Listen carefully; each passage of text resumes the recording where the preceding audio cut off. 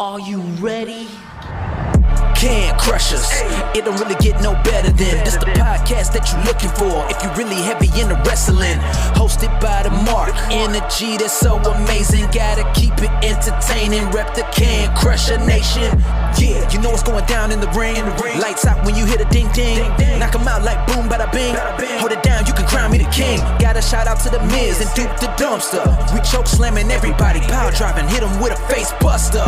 Yeah, this the show you need and it ain't no need for waiting. Mark, hold it down for the Can Crusher Nation. All about wrestling and keep it entertaining. Can Crushers Wrestling Podcast. Time to break 'em, let's go. Yeah, Can Crushers. Yeah, Can Crushers. Let's go. Hey everybody, this is Gilbert, WWF's longest reigning light heavyweight champion. And you're listening to Can Crushers Podcast, the best guys there are out there.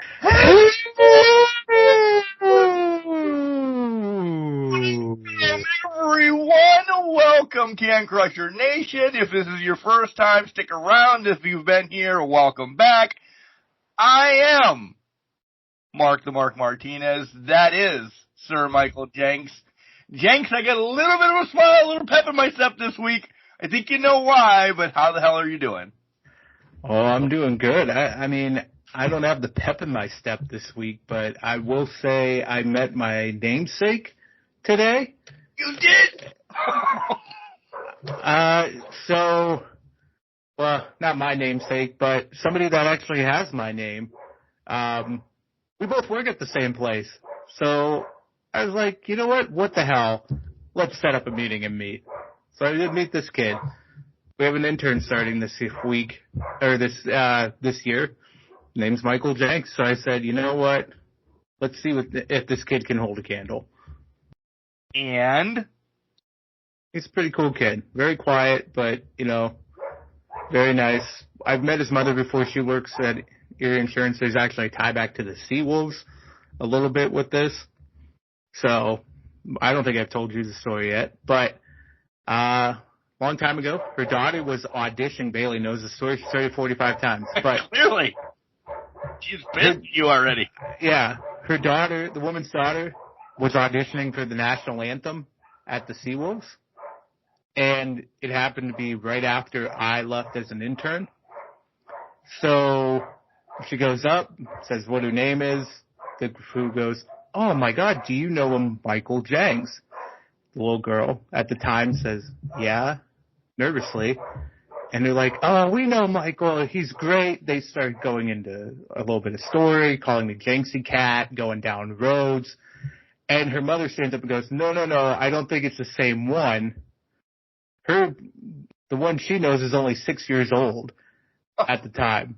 So just put a framework. We finally met. She told me the story when I first started, so it was nice. It was nice to meet him and hear what he's about. He is also excited about NCAA 25 coming out. We had a good 5-minute conversation around that when we met today. So, that was the cherry on top of things this week. Can he eat a bag of popcorn, though? To answer the question from last week. I think he could if he wanted to. He made it a point to bring up, he's riding horses and, he goes to the gym and all that stuff. So I think he can put away the popcorn, fuel up, go to the gym, and then go ride Geronimo to the great outdoors, whatever it is.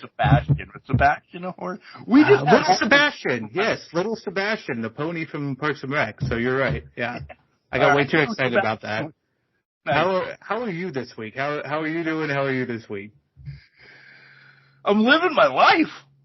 This is great. By the way, I have mango Pepsi, which first time trying this, and Maker's Mark today. That's why I'm definitely fucking living my life. So get everything out of the way.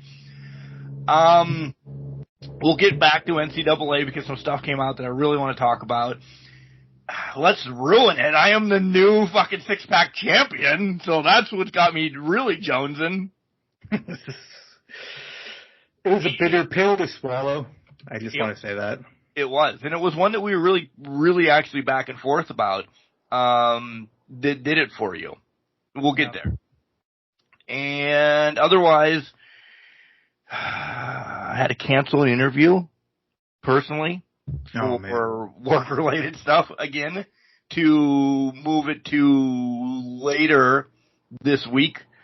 And so it can come out Wednesday, and then I have another one coming up, and crazy week, good week, excited week, super excited about finally getting my title back, and yeah, I have a new streaming service that we won't really touch on, but it's unbelievable. Yeah, sure, that's about it. Yeah, I think that's a good amount. It's a good week, right?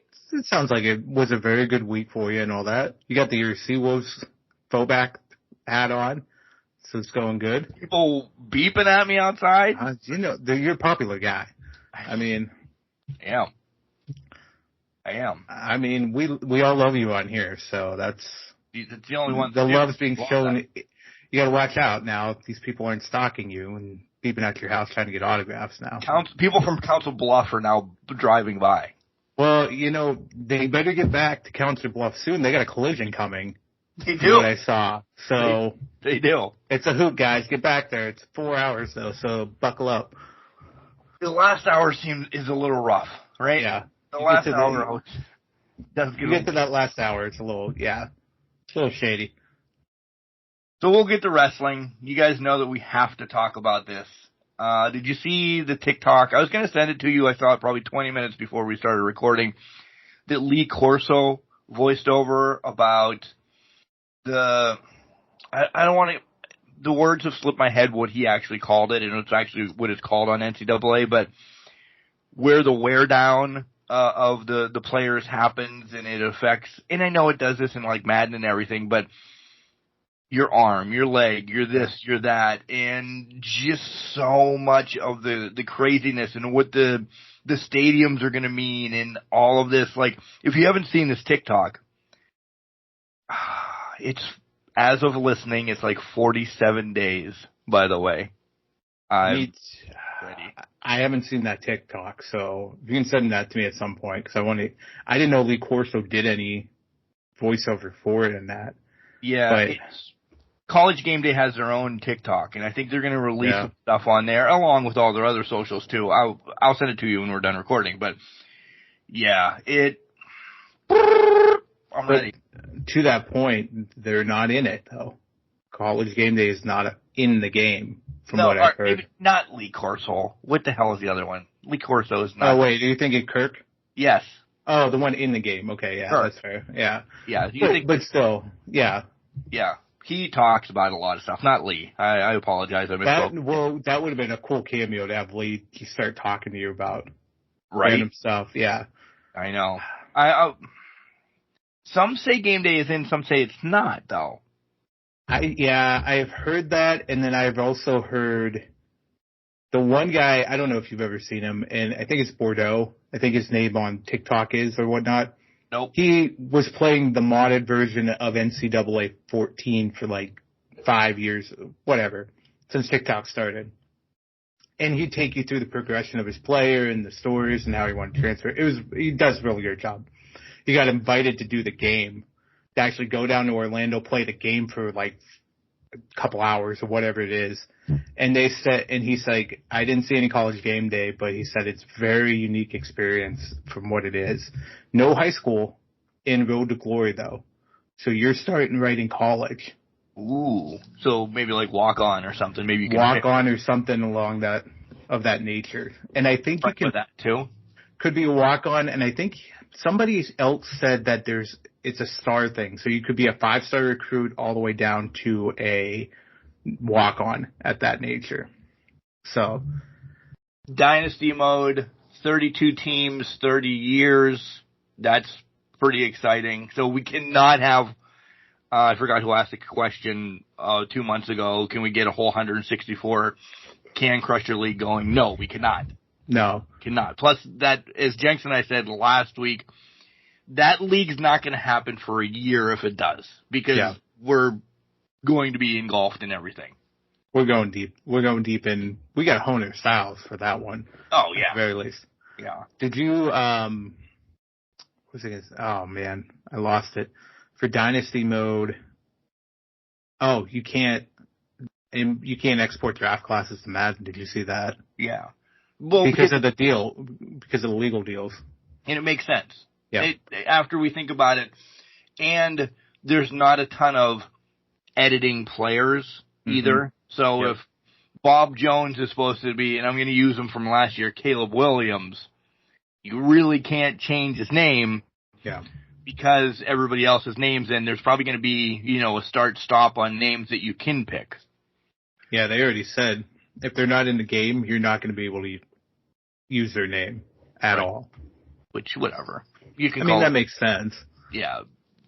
Will or whatever if you want to. You really do it. We already had that first.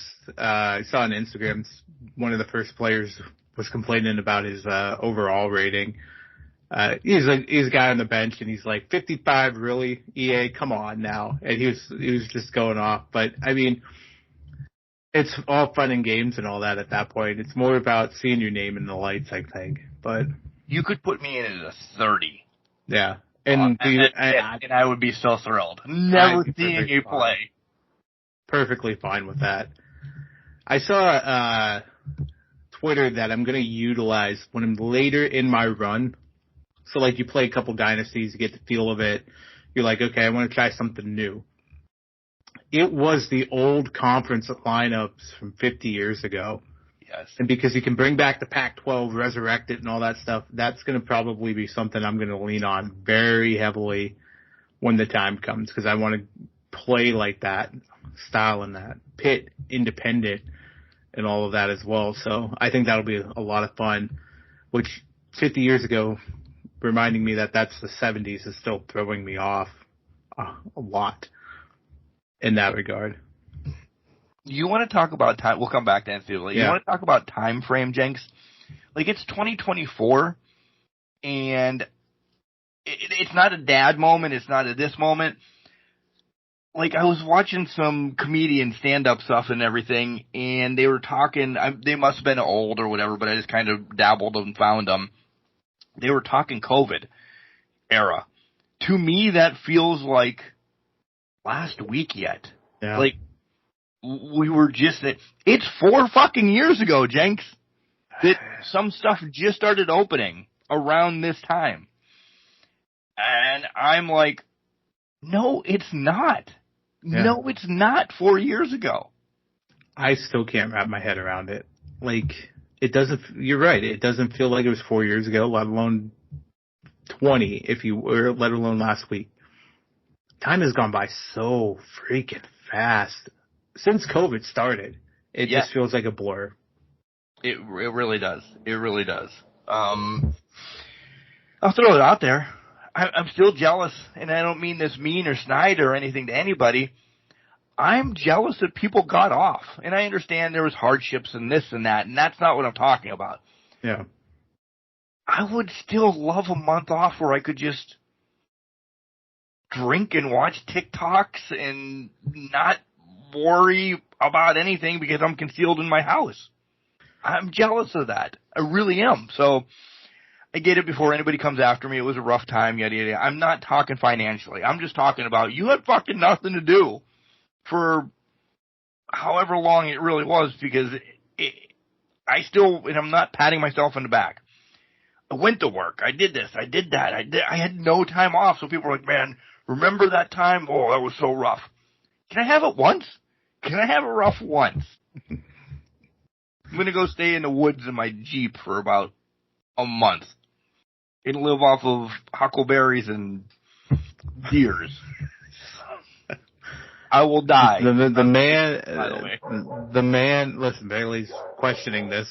You play Call of the Wild so much that you think you can live off the land. It's gone straight to your head there. You might want to take a break.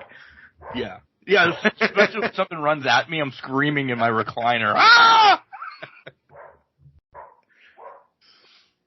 But NCAA, I'm ready. Every time I turn the PlayStation on, the fucking countdown's there. Now it's mocking me that I've already pre-ordered it, and I solidified the day off this week that I will have that day off, and they're like, yeah, nobody else is on. It's a random day in July. I'm like, it is not a random day in July.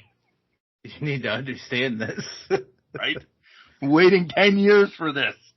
Yeah. That's been done and in the water for 2 weeks now. It's been that day off. Have you seen I put it in a while ago, but it finally got approved and all that. Process of everything. Have you seen the TikTok trend where guys are asking their significant others to buy the game for them, and they're like, how many likes to get it? And it's like 10,000 or like 10,000 and then verified for the $100 one. And they're getting 10,000 likes, 100,000 likes, and then they're getting like the Detroit Lions to comment and say, go get you this game and all of this stuff. It's been fascinating to see how that's been playing out. I'm glad it's working, but that's a crapshoot. That is, if you just started a TikTok and you hope that you get on somebody's For You page to get to that level of 10,000 likes for it, I know it's probably already bought or they have the money, but it's really cool just to get it. I would never let her have that opportunity or power over me. Well, I think the thing, I should rephrase it, is they're asking their significant other to buy it for them. This is not for them to buy it at all. So it's like boyfriends asking girlfriends to buy it for them and all of that stuff. I agree with you. It's a crapshoot. The last one I saw, the girlfriend's like, you need to pay for my gas, trip to somewhere, and 20,000 likes. And the guy's like, okay, bet. And like, dude, you just lost out on that deal. Yeah. Why are you just buy the game yourself at that point? It's $70. Get a part-time job for a week. And listen, that 121, we've said it, it's not worth the 120. Just get the $70 one and live your life. Yeah. It's not worth it. Listen, I think Madden, we said this last week, and I think a lot of people are coming to fruition and, on par with this. Madden's taking a hit this year. That's why. And I think that's exactly why they packaged it in the deluxe bundle for $150 or whatever it is, because they know Madden is not getting bought. People are making choices, and this is the choice they're going to make. Maybe Christmas time for kids and such like that. Opening release day. No, we might be 5 years into a dynasty. I might be getting Pitt back to national championship by then. If I'm not 5 years into a dynasty by that Sunday after it's released, then I got problems going on. Then there's issues. Casual players, not me and you. I want to be 5 years into a fucking dynasty on the 19th. But I know, right? Midnight I'll be out playing. You'll have a special again that weekend about something. We don't know yet. We haven't pulled the trigger. NCAA football 25. We'll record it the night before we get it, and that's what you're going to hear all day on Saturday. So put that in your smoke box and smoke it. Let's go to wrestling or hot topics in general. Do you have anything Everybody, talk about? Everybody's contracts are coming up. That's number one. That was my big thing. Gable's is coming up Saturday now. Becky's obviously walking away today. Gable's is today. Becky's walking away from hers potentially now. Natty. Daddy. Ricochet is pretty much done during the summer, although I think he's going to resign. They just probably haven't come to terms yet on that one. But yeah, it seems like everybody under the sun is getting their contracts are coming up. You have agents as well. Arn Anderson stepping away. He, from what I read and heard, he's not going WWE. He wants to do a lot with Brock, where, Brock does a lot on the indies. AML is one of them down in North Carolina. You always see him around. Mark Henry's got his own kind of business going on. What is it, Too Big or Too Swaggy or whatever the hell he's got going on. He wants to put more time into that. They're letting contracts run out. We always talk releases or send down call-ups, whatever. We don't hear a lot about these. We're letting contracts run out because they usually get re-signed or anything. We have to start. Go ahead. No, you get. I'm coughing. You're coughing. Good. We have to start, listen, I'm not being a dick, we have to start with Becky. Is Becky pulling, listen, this is the term I'm going to use, pulling a Mox, that she's going to take a month off and then she shows up Forbidden Door or, whatever? Or is she, because we've said this, doing a book tour, maybe wants more of a family? We're not talking money here. Yeah. They're both between Becky does want a larger contract. That is blatantly out there. She wants a larger contract. She wants to be one of the highest, if not the highest paid woman out there. Clearly support her money-wise. Yep. We're throwing all money off, okay? Her and Seth are fine. They're not sitting at a round table doing a podcast, drinking out of, solo cups or anything like that. They're fine. Right. So this is her break, her whatever she wants to do with her life now. Mm-hmm. We both said this earlier as well. We see her back in WWE at this point, though, right? As some one-offs or whatever. Yeah, whatever she chooses to do, it's going to be WWE-centric. I think it's more or less part-time. Yeah. She's wants to get that big paycheck, which rightfully so. She's earned it with the name, the moniker, the trailblazing that she's done. But it's going to be on her terms, and it's going to be for a larger sum of money for her family. I think we brought this up, and maybe this is going to be the theme of the podcast name. You brought it up about, you just want to take a month and just do nothing and all that. I think for her, she wants to take probably 6 months to a year and do nothing but be with her child, be with her daughter, be at home doing what she wants to do. Maybe that's just be a homemaker right now. Just live that life just so she can rest and relax and get that quality time with her daughter, because children don't get any younger. They only get older. And if you miss those memories, you're going to be wishing you hadn't for the rest of your life. And I think that's just kind of where she's at right now, is she wants to take that time and soak it up. Yeah, I do too. Tony Khan has said he doesn't want to be involved in tampering at all, so he's kind of chimed in on this as well. Mm-hmm. I would imagine he'll throw her an offer, right? You'd be dumb not to. You do it. You throw it out there and say, hey, if you want, we have a forbidden door that's open. You can come walking right through. We'll give you this and that. She can respectfully say, no, I'm good. Thank you for that. And walk away, and I don't think there's any harm in doing that. I mean, there's amazing matchups I'd love to see there. Her and Thunder, her and Mercedes again, her and Britt when she gets healthy, her and Tony a good way. Yeah, there's a lot of great potential matchups. Her and Jamie, if that ever comes back, there's a lot of great matchups out there for her to set her up. But, it's going to depend on what she wants to do. It's the same for Gable. Yep. Or Ricochet. If Gable walks out the door, I think they're losing a lot. They're losing a lot.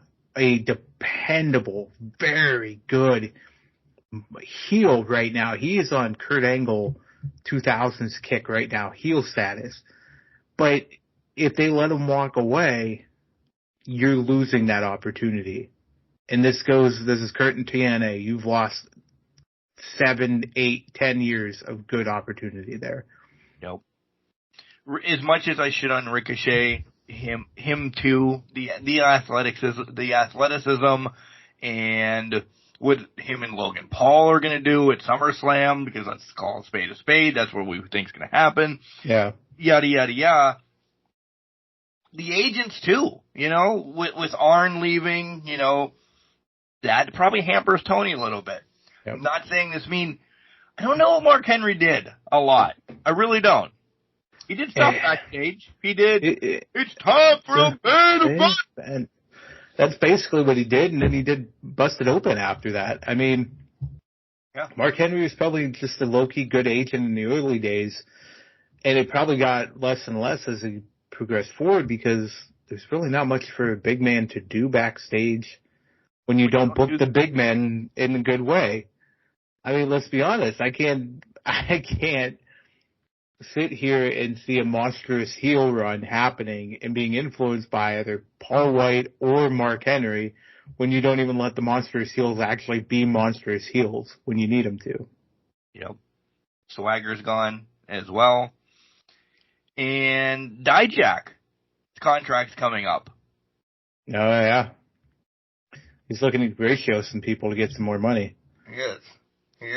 So keep your eyes on those, essentially.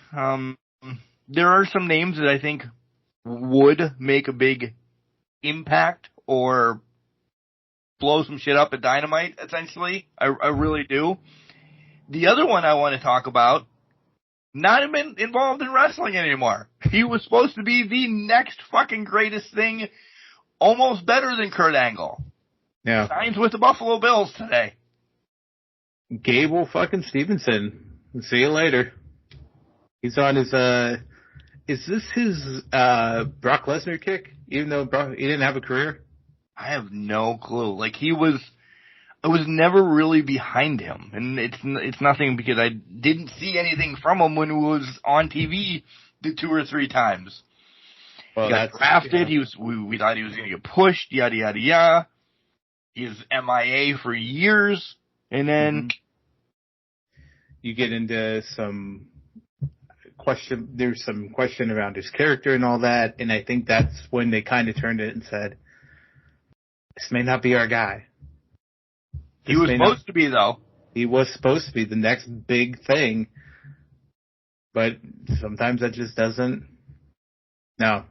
It's not in the cards. Do you have anything? No, I don't think anything besides what we're going to get into for the companies and that. So we normally don't break down NXT wholeheartedly, so we'll jump right here then. Okay, if you want to jump here, let's jump here then, because, yeah. I was fucking pumped first and foremost when I saw Ethan Page. Right.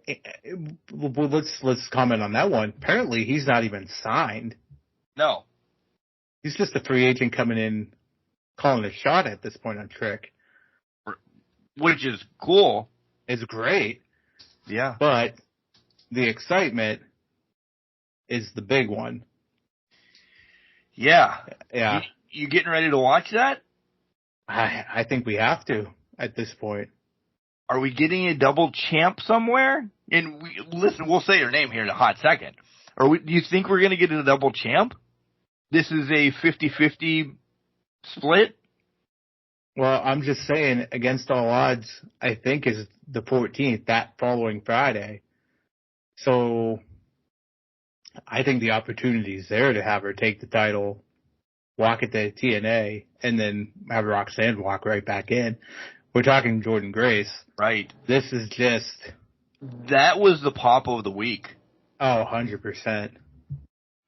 Like, no, holy fuck moment. Nobody expected that. I don't think anybody... When I saw it, I'm like, there's no goddamn way. We've seen legends. We've seen crossover with Mickie James before. Royal Rumbles. Royal Rumbles is a spectacle. Right? Yeah. It's probably the greatest spectacle match of the year every year. We just don't give it away every year because it's our favorite match. Yeah. But you don't know what you're going to get in Royal Rumbles. You can get these one-offs. This is a certified live pay-per-view, PLE, whatever the hell you want to call it, yada, yada, yada, title match. Like, titles are now on the line. WWE has opened their forbidden door now, too, huh? Yeah. This is what they've opened it out of necessity at this point, because I think that's correct. Yeah, because they recognize the bigger the surprises, the better the ratings.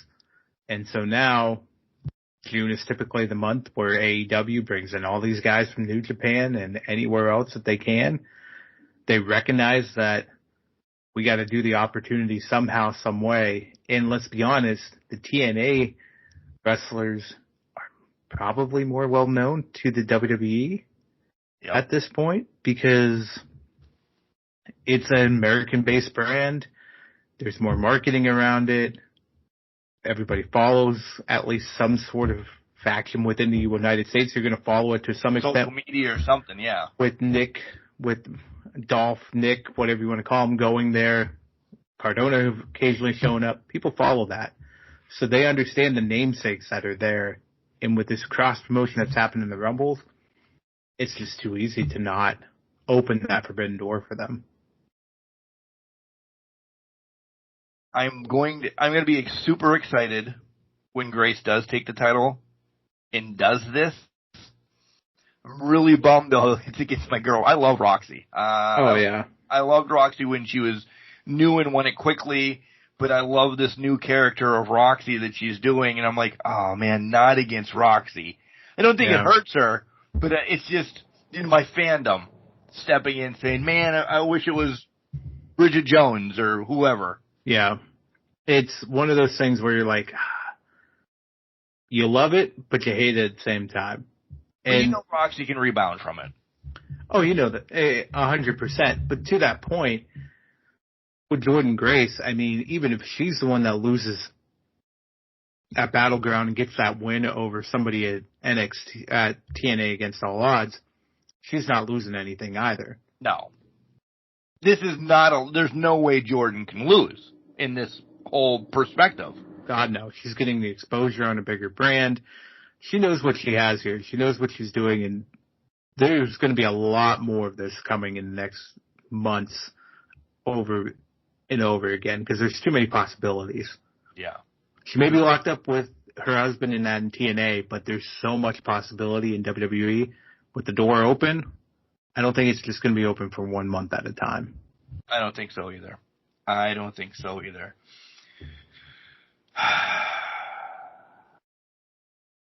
Yeah, we'll save some of the other stuff, the hot, steamy stuff, for when we talk about the shows, I guess, because it needs to be. It needs to be. Yeah, so let me throw this one out at you. This is non-wrestling related. Did you see the guy that whistled the national anthem yesterday at the Orioles game? No. You find some of the stupidest shit out there, which I love, because that's what my brain's filled with. It just comes up on the timeline. I don't know what to tell you. He just whistled the whole national anthem. Whistled the whole national anthem. Wasn't bad. Was it longer or shorter than Whitney Houston's? Because that's like isn't that like the main national anthem that everybody that she did at the Super Bowl like compares it to? I mean, that's a legendary one at that. Right, it is. Yeah. I would say it's probably, I don't know, to be honest. I'm not sure. I think whistling, this sounds stupid. This is a stupid path to go down. Whistling probably takes longer than singing, right? If you're good at it, I'm going to guess no. Okay. He was clearly good at it because he's going to get, they're not going to put him in front of 50,000 people and say, here, whistle off key and hope for the best. I need to find this now. Son of a bitch. You know how much I need to find it? I'm writing it on the calendar. Guy whistling national anthem. I don't know if it's on the TikTok yet. I know I saw it on X, but I'm sure it's got to be on YouTube. It's got to be on YouTube or, yeah. The Orioles probably posted it at some point. Right. Yeah. What song could you whistle? I'm not a good whistler, first and foremost, but if horrible, by the way. Gun to head, is there a song that you could whistle? Are you a good whistler? I don't know if you're a good whistler. How do I not know this after so many years? I'm an okay whistler. There's songs that have whistle in it, lack of better terms, that I can whistle along to. Like Dead South, Hell I'm in Good Company is one it's just whistled to begin it. Right. So, that's one. I'd have to think about that, to be honest. What about, you? I suck at whistling. Can you do the, and I'm showing you like you fucking can see me, but you can, Jenks, where you can put your fingers in your mouth and go like that, or do you just do, because when I whistle, this is going to go down the wrong path, you sons of bitches on Can't Crush Your Nation. I can't blow and whistle. I have to suck and whistle. Do you know? Yeah, I know what you're saying. I can't do the finger thing where it's like, I can do, like, with my tongue, I can whistle, like, it's not the purse your lips and blow type whistling. It's more you put your, they're getting their clips today. They're getting their clips today. You can put your tongue up and then kind of go, that wasn't good, but you can kind of get it when you practice after a little bit. So, like, kind of like less blowing, more tongue, I guess. Fuck. You brought it up. I did. I didn't know we were going down this path, but, you know. But, my song, maybe Piano Man. Maybe Piano Man. Yeah. Piano Man, that's, yeah. I couldn't do, like, How You Remind Me by Nickelback. I can sing that. I might be able to. Yeah. But it would probably be Piano Man. That's fair. If anything, if I'm doing anything, it's not good. Won't sound like it. Right. And honestly, any song that I think I can do it to, I'm probably horribly off key to. So. Oh yeah, nothing is in key with me, by the way. No, nothing can be. Is that Piano Man or is that Twinkle Twinkle Little Star? Yes. Last thing I want to bring up, we always stick and stay with this. You know, May, because we're recording in May, is Mental Health Awareness Month, and we will continue always supporting it and be there, and I'm not over details like they did on Seinfeld, but you know what I'm saying. Okay. So reach out if you need anybody. NAMI's a great place to grab it. 988. You can text them, you can call them, you can do whatever with that. Realize we're here. Send us, email, chit chat with us if you have stuff on your mind. Friends are amazing. Sometimes strangers are even cool too. If you just, I'm not saying don't look homeless on God, this is going to be horrible. I need time off. No. Just go up and say, hey, can you listen to me for a minute? Some people are like, oh, fuck yourself. But it might be that person that you don't know as well. They'll be like, yeah, maybe they're in that same path. And you guys can bounce some ideas off each other. So, Mental Health Awareness Month, we love May because we love talking about mental health awareness. We really do. And we're always here. Very said. Be there for each other, help each other out, not just through May. June's coming up. It's Pride Month coming up in June. A lot of people to do. I know, but I was going there anyways to make the point. Sorry about that. That's why we don't coordinate things. This is what happens. But when you think about Pride, there's a lot of people that, right, wrong, or indifferent, their families are not supportive of them, and they need that time. They need that person to reach out to and be there for them and just be that hug. So just be there for anybody. Be there, be the rock for people. And if you need a rock, reach out, talk to somebody, right, wrong, indifferent, whoever you think you can talk to, reach out to them. They're going to be there for you, and they're going to be willing to talk to you as long as they can. But reach out for those resources. And again, as Jenks ruined my thunder, happy Pride Month. Huge month within our house. A couple years ago, we did that Pride Walk. I want to do another one. I'm looking at it when it actually is to head back down. I am a free dad hugger. I am a free brother hugger, a free whatever you want to call me hugger. If you don't have that support, yes, I will wear my old school Bailey hoodie around. It says I'm a hugger because, listen, you are you. You love you. We love you. Fuck what anybody else says. Yes. Live your life and live it to the best. Yep. Remember, family is who you make it to be, too. Live your life to the best and live with people that are full of love for you and care for you and want to be there for you and be in your life for that. Reach out to them, but be yourself and be happy with who you want to be. Exactly. All right, let's pay some bills. We have 2 pay-per-views to cover. Oh my God, we do. We do. Let's do it. Won those pay-per-views. And I hear about this for the rest of the month. Caller Noble has hoodies, tees, all the cool stuff that Al Snow and the Hooligans have over there. Go and buy it. Short version this week, by the way. Use our promo code CanCrushers. Go, Jenks. Save yourself 10% off of anything on the site. Go to collarnoble.com. We also have a WWE Shop affiliate code up in the show links. I'm pointing like I'm actually pointing at the show link in there. Remember, it takes you to the site. You may get a discount, you may not, but the important thing is you're supporting the show by clicking the link. Why do people listen to us? Don't forget, we also have our own. They love us, that's why. We have our own merch out there at CrowdMade. When you're at CrowdMade, type in Can Crushers, page will come up, buy some shit, wear it at any event you want to. Love it, embrace it, join it. You can also listen to us anywhere on a lot of different platforms. Some are going away. Some are hanging around still. So you have the podcast, you have Spotify, Google, which is going away, but you have iHeart, you have multitudes of platforms. Podurama's out there too.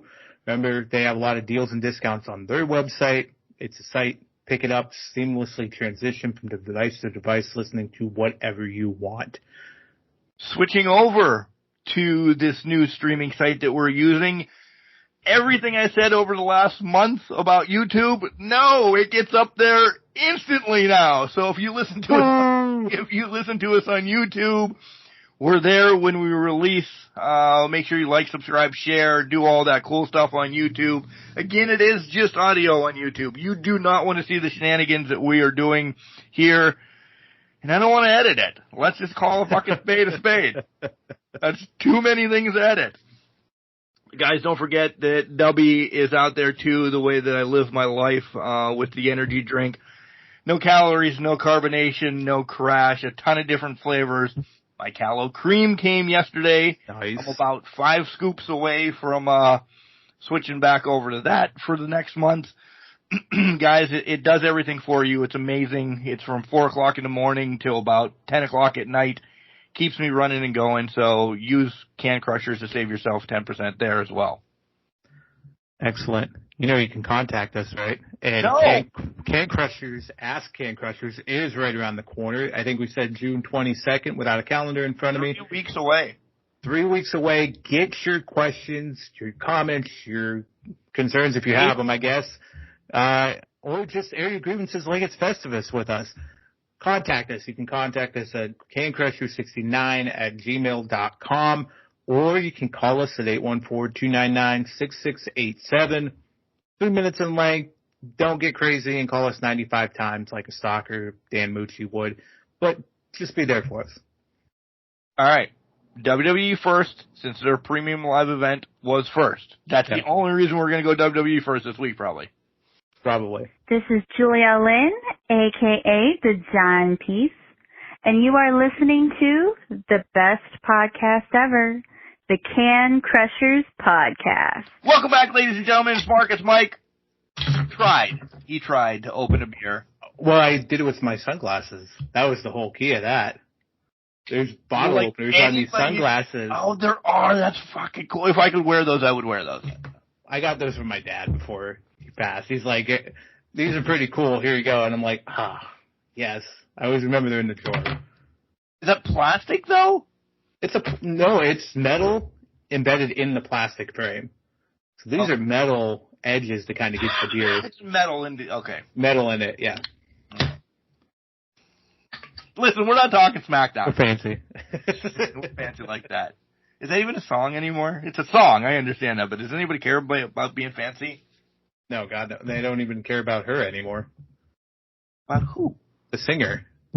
Azalea or whatever her name is. No, fancy like that was that. That was her song, was I'm So Fancy. You already know. Talking about the guy fancy like that down at Applebee's eating food, that guy. Oh, that guy? Yeah. I don't even know who that guy is, but I totally forgot about that Applebee's song.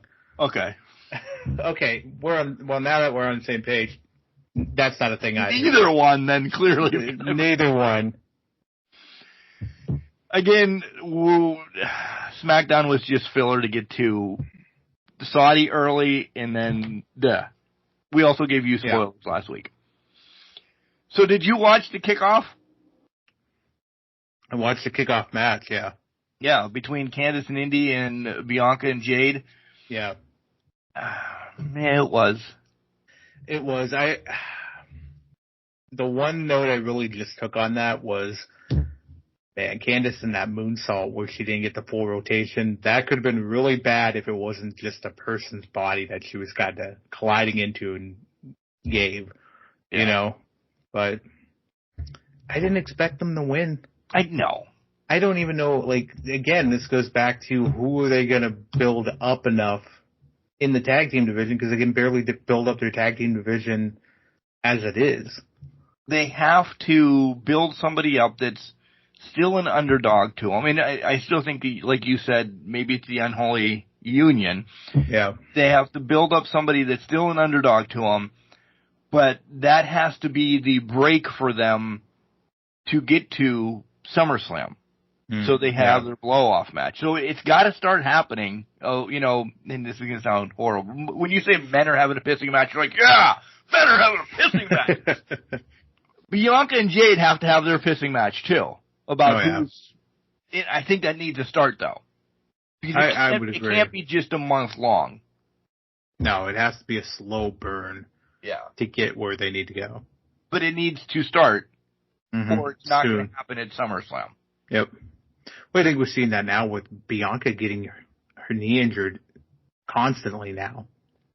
Like, this is a constant thing now, so it's more or less going to be, okay, when do they start really chopping at the redwood that is this tag team and kind of bringing it back down to size and bringing it to where it needs to go to break them up? Yeah. It's going to be a friendly competition. It's probably going to be a friendly competition like Ray and Eddie was, and then the slow burn after that for a full-blown feud type thing. Like major heel turn for Jade. Yep. Yeah. Exactly. Okay, so we get to, which is the opening match, Becky and Liv. I loved both of those attires. Did you know what their attires were, by the way? Becky's, I just assumed was a conductor at that point, but I didn't know they exactly. Were both Britney Spears inspired. Okay, I figured Liv's was a Britney Spears. I think it's Outside did it again, where she wore the red leather, like, suit. Right, I think so. Yeah. Becky's, I don't know what song that would have came from. I don't either. And I'm saying this because I've read it. Yeah, that's fair, but yeah. I would have never known that. I thought she looked like a conductor or like she was out to a fancy dinner wear thing. Right, like she's walking away, essentially. Like, oh, she's got her fancy again. She's got her fancy clothes on. For each segment's going to have its own Applebee's. Thing, by the way. Each segment's going to have its own thing. The last time, segment number 1 is we need a break. This is fancy. Who the hell knows what's going to, well, death and dismemberment is in number 3. I thought it was like her just, hey, I thought it was going to be her last match. Honestly. Yeah. I didn't know we were going to get anything on Monday night, which Monday night was a fucking icing on the cake. Yeah. But we'll get there. I love this match, though, in Saudi, at King and Queen of the Ring. I love this match. Yeah. I love that Dom came out and did what he did. I think it helps Liv tremendously. Yes. Not that I think she needs it, but I think it helps because this is going to feed in for so long, and it really caps it off Monday. We both had Liv. Yeah, we did. Listen, we tied on this one. We found a way to tie because I'm an idiot is why. Or I would have won this one too because I'm an idiot. Well, you're not an idiot. It's just the way it is. I mean, let it be. Nobody was going Logan in the main event. And I just thought, there's not going to be a winner. You're an idiot, Mark. I was appreciative of that pick, by the way. But we'll get there when we get there. Anyways. Did you like this match, the Liv and Becky match? I did like this match. What was fascinating, fun about it for me was Liv was really playing that veteran heel type. It was don't kill me on this, but it was more old school, very much submission or keep Becky down based. It was an Anderson match. It was an Anderson match, yeah. It was very much like keep them grounded, keep them down, keep them, and do what you need to do. That I like that. I love that she was doing those submissions and those advantageous counters, if you will. She was doing a lot of things, and the wear down pins, it was kind of refreshing to see that, more or less. I thought it was really good. I did too. Like you said, we both had Liv winning this, so it wasn't really... Listen, nothing caught us off surprise on this. No, and I'm going to say this now. They are playing us like a fiddle until Rhea comes back. Oh, with Dom in that. So... Yeah. I know. I'm just stating that now. I just want that on the record for when Rhea comes back and you all say, nobody said that. Yeah. It's happening. Yeah. Triple threat IC match. I put, wow, this was great. I don't know if I just got, it's a 1 o'clock pay-per-view again, so Mark gets fully engulfed because I love fucking 1 o'clock pay-per-views. This really needs it explicit because I told you guys I had a great week. So when I have great weeks, I am a trucker. I don't want Gable to go away. I'm excited for a Gable-Otis feud. I don't want this to break up and be done. Yeah. It's going to be something. Congratulations to Sammy. You retained your title, which I had right. This is one of the ones Jenks missed. Yeah. But to your point, this is exactly what we wanted. It can't be just a one and done. Like, Otis is going to come out of a shell here and actually be a formidable opponent for Gable, if he's still with the company at that time. It's one of those things where Gable and Otis are now intertwined in something that will be a blood feud of sorts. Best friends, now bitter enemies. It's going to be an underrated feud. Otis is going to shine more than I think people are going to let him and want to accept him to do. Ready? What's that? I love Otis in this. He's not over the top, which I hated in Heavy Machinery. Yep. He's not horrible like he was when he was the Money in the Bank guy, because I don't think he was ready for a singles then. Getting him with Chad taught him stuff. Is it Otis that's the next IC champion? Maybe. Wouldn't that be something? And they feud over that for a wrapped bit? up quick though, right? I think he wins it and Gable gets fucked off, and then they have one match, and then that's the way Gable goes sauntering away, and then you can wrap back around to Otis and Sammy. Or have Otis drop it to Bronson and call that a day. And everybody's, then it's a dead end. Yeah. I want to see Otis have a title. We gotta call it. Burns on people for me, if you haven't realized that in 8 years, by the way. But let's call that what it is. It then becomes, he steps up when he's asked to step up. Yeah. He's just not like a loaf or a comic big guy. He can be funny at times, yeah, but when he's asked to step up in a storyline, he steps up in a fucking storyline. Whether it be with Mandy, whether it be with Money in the Bank, whatever it is, Otis is on it and on his shit. Yeah. I love this is my favorite mid-card storyline going right now. Yeah. I don't think it gets enough time. It doesn't. It's one segment and then done, which I think is a damn shame. Yeah. I really do. Overall, great match. Essentially Sammy wins by pinning Reed, which maybe it's a long haul before Reed gets back around. I don't know. Yeah. But I also think it might be more of it had to be Otis and Chad outside because that's the true rivalry here. Yeah. That's the one they want to focus on. I think Sammy pinning Reed, to your point, maybe it is a long turnaround before they come back to it. But maybe, again, it just opens up more of a possibility that Bronson could step up and take the title out of nowhere.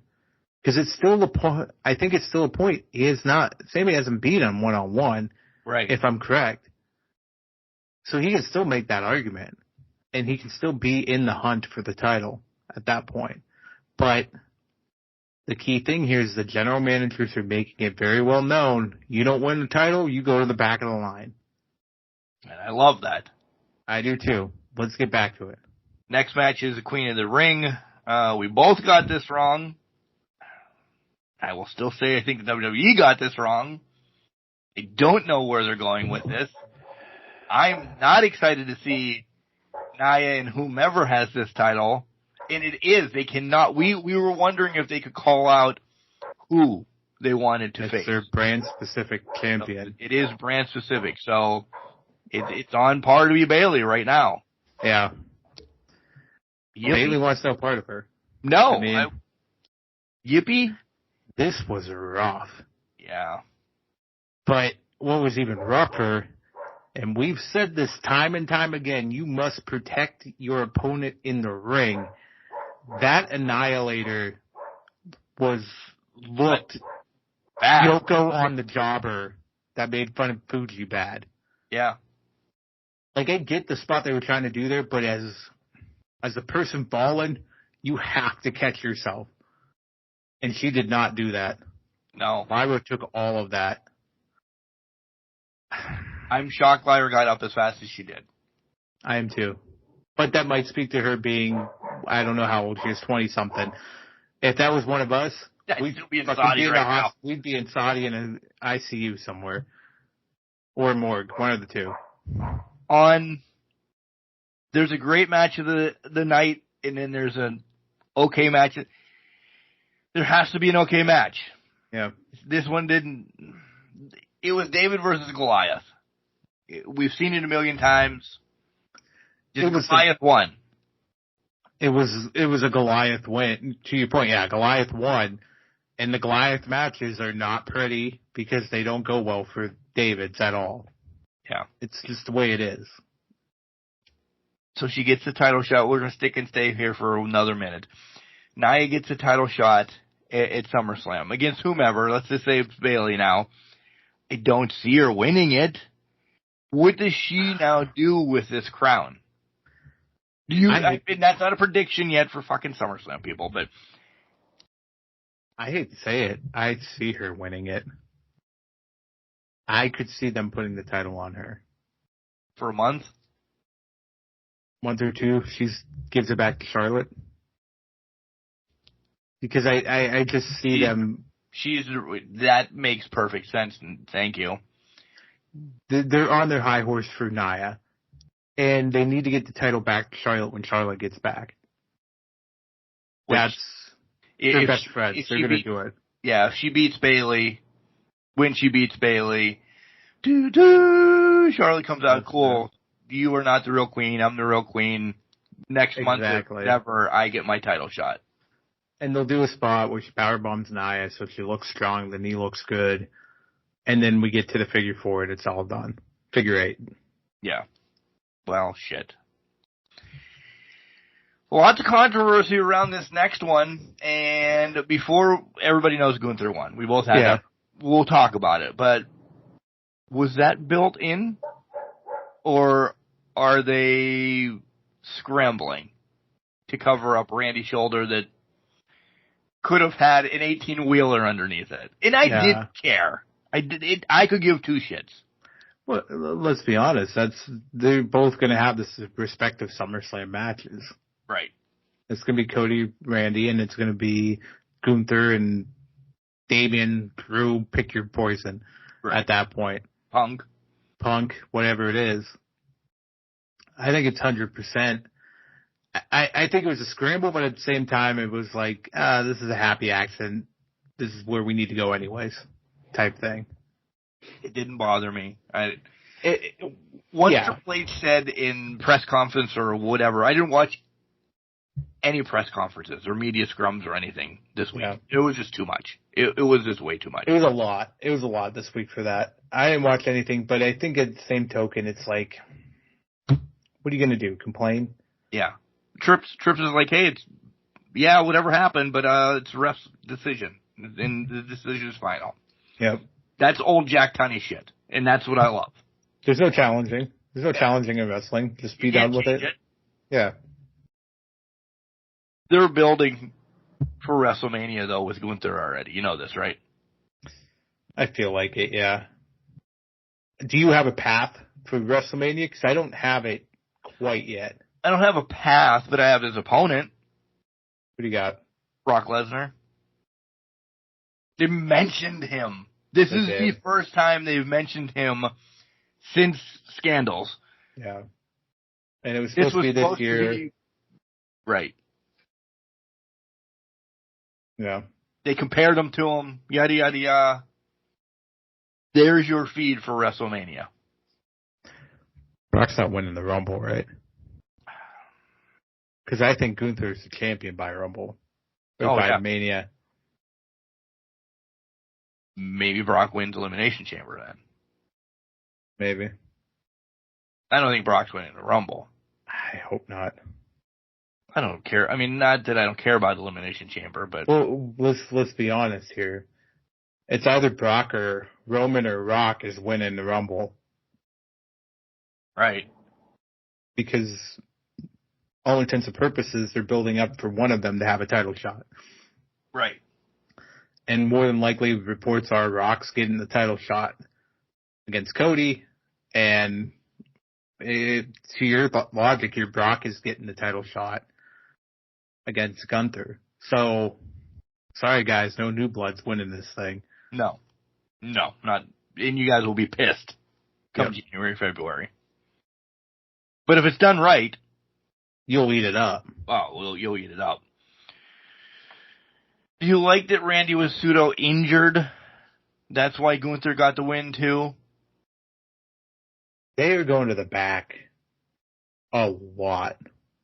Yeah. If it doesn't get overused, fine, whatever. But part of it is, I think it does still hurt him a lot. I don't think this is selling it. I think it does, and I think this is just him getting to one final hurrah type thing. But it sucks because it seems like it's every time there's a match, we go back to the back. Yeah. Which kind of takes it down a little bit. I was rooting, even though that I was going to lose then, I was rooting for both of them. Because I think Randy would have been an awesome king too. I would agree with that. I think it would have been a nice little feather in his cap at that point. But they made him look hella strong, and 2 RKOs is nothing to sneeze at with Gunther. No. We forgot, by the way, moving ahead, that Crown Jewel is out there. That's going to be November 2nd. I thought maybe this might have been the last one. It was over in Saudi this year. Again, whatever. So there's always Crown Jewel, which, if there's a throwaway pay-per-view of the year. It's Crown Jewel. Yeah, this we thought they're just making it up. This didn't end up being thrown away for me. No. Not saying this is a top 5 pay-per-view. You know, we'll give you our rankings here in a second, but this was good. I enjoyed it. The Crown Jewel's just me and you against the Malkies, and then the Hardys show up, and now more on that later. What I think Becca is just going to show up. Here's just legends. Here. Yeah. Here you go. This card for no reason. Next match, main event, Cody against Logan. After Randy Gunther, I didn't care what these two did. Because I'm not saying this was a bad match, okay? Just wasn't involved in this. Is it because you knew what to expect, or you knew the outcome? So much brass knucks talk between Friday and leading up to this match for hours, and then you knew brass knucks were going to be involved. Mm-hmm. No shot on this guy. I don't know who he is. Let that ring announcer announce any other. Let him announce the King of the Ring match. You bring that guy in, you're pandering to the home crowd to let this guy do the main event. He's now the person that saved Cody, the ring announcer. Yeah. When have you seen Fink? When have you seen Justin Roberts or Samantha or somebody like that get involved? Shit like that is what I'm like.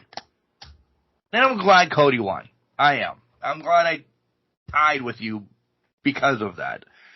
But I don't know. I was just not in it.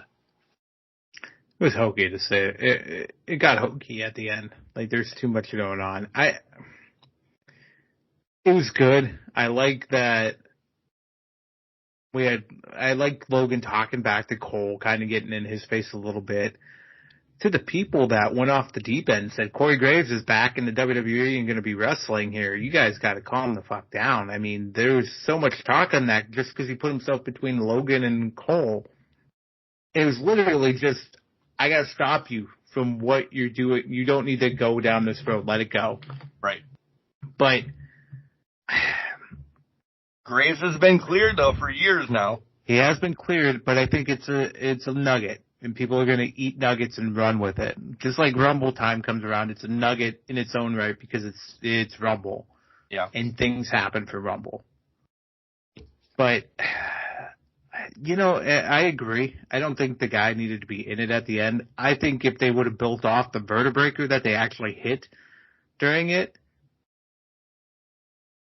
maybe that would have been the best case scenario. Yeah. When did you realize, though, that Cody was winning? Before the bell rang. Okay. To me, it's Logan Paul challenging for a title. They're never going to give it. Every time it's Saudi. Every time it's Saudi, they're never giving it to him because he's not the face of their company. He's the guy that brings eyes to the company, but he's not the face of the company because he's not a homegrown talent. Logan Paul will never be that in WWE. No, I agree. So we also get the announcement, by the way, that it's going to be Damian Drew at Clash at the Castle. Like we didn't know that, by the way. You know, I'm glad they clarified. Right. Let's just leave it at that. Right. God forbid we didn't put two and two together. Is that the pay-per-view Cody gets off then? I would think, right? Yeah. Because you got to get the world champion in the main event having a match. Drew's at home. Mm-hmm. You can't not let him have it at home. It'd be like going to Georgia and saying, hey, Cody, you have match number 2. They're not going to pull it twice. Right. They pulled it with Roman. They're not going to pull it with Damian. Right. Overall, what would you think of this out of our 6-pack? It was enjoyable, but it's 3.5. I don't give it exactly where I was. I can't even give it a 4 because it was fine. It was enjoyable, but it wasn't like I didn't know the results that were coming. Right. Out of 5 matches, we both got 3 correct. Yeah. So, in it, I should have gotten 4. I should have. But we're glad you didn't. Right. You had a chance. At that point, well, there's 97 matches coming up when we talk about AEW, so you still had a chance. But thinking, hey, I won one pay-per-view ahead of the next one, I thought, But no, we went into AEW tied. But we're not on AEW yet. We have Raw to come around, too. We do. Moments, maybe, on Raw I want to talk about, because Raw was not good. Raw did what it needed to do because it was driven around the end. Yep.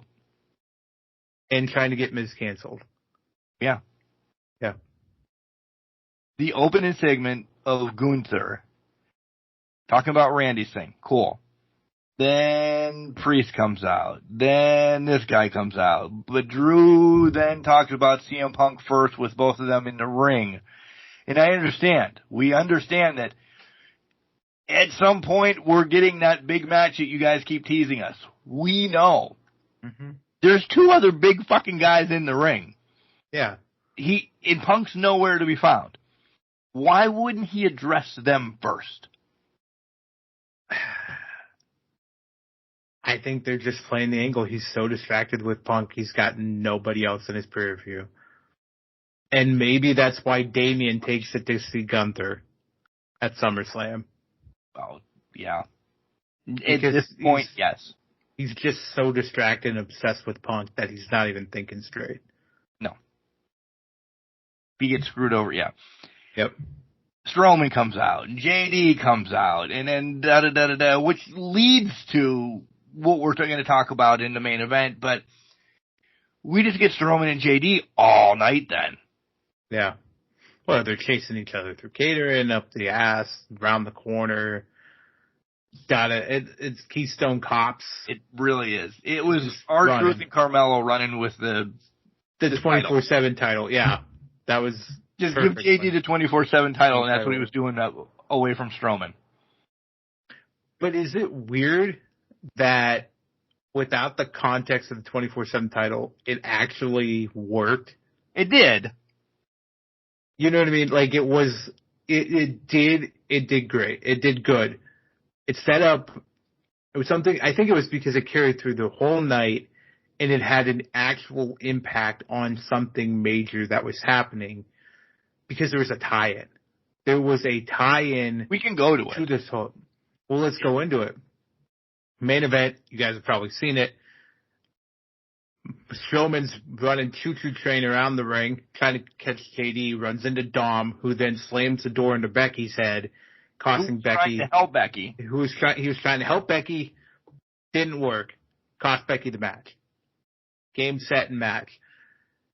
That build-up, there's so many connections to it, it's kind of tied in collateral damage instead of just being goofy for being the sake of goofy.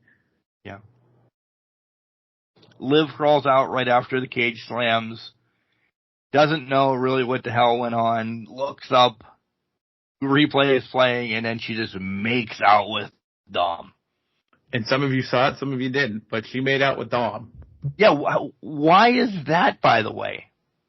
I don't know. From what I've read, some cable companies cut it because they ran over time or they hit their max, and some of them didn't think it was happening. And some of them stuck with it until the credits rolled. Oh, okay. Yeah. And Liv got in there, by the way. Liv was throwing tongue, throwing everything. He's recently married. I was going to say, he put away storylines. He's married. I get Liv is wild and free right now. But good God almighty. Find some Jesus and calm down at that point. See, you're going one way, and I'm like, good Dom. Well, that was the whole memes this whole week was, how does somebody that looks like this get these two women? I mean, accurate. Accurate. But this is the whole Eddie Guerrero thing. This is so a la Eddie Guerrero for him. He looks like a fucking homeless meth addict. He's just greasy and not just looks like he came out of the clink, but he is getting everybody under the sun. Bitches. He's lining them up. You're so being nice, and I'm just an asshole tonight. I love this storyline too. You realize the whole Judgment Day is faltering. We've talked about this for years now. Mommy's not getting her title back as soon as she comes back. Dom's ending up with Liv. Dom's costing Mommy the title. Fucking marriage or something to really set her off. Yeah.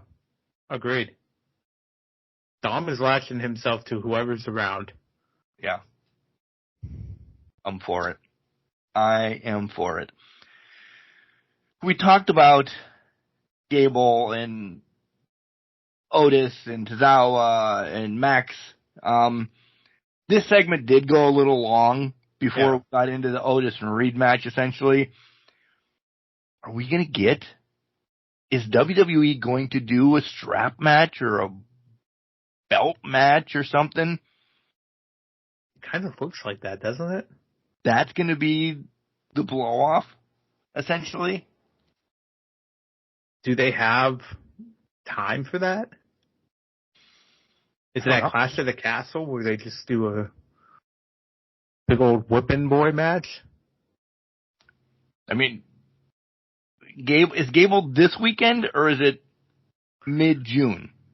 I thought I read somewhere it was this weekend, but maybe it's next weekend, like the 8th or 9th, and maybe, or it's, I don't know. It's sometime in the next couple of weeks from what I understand.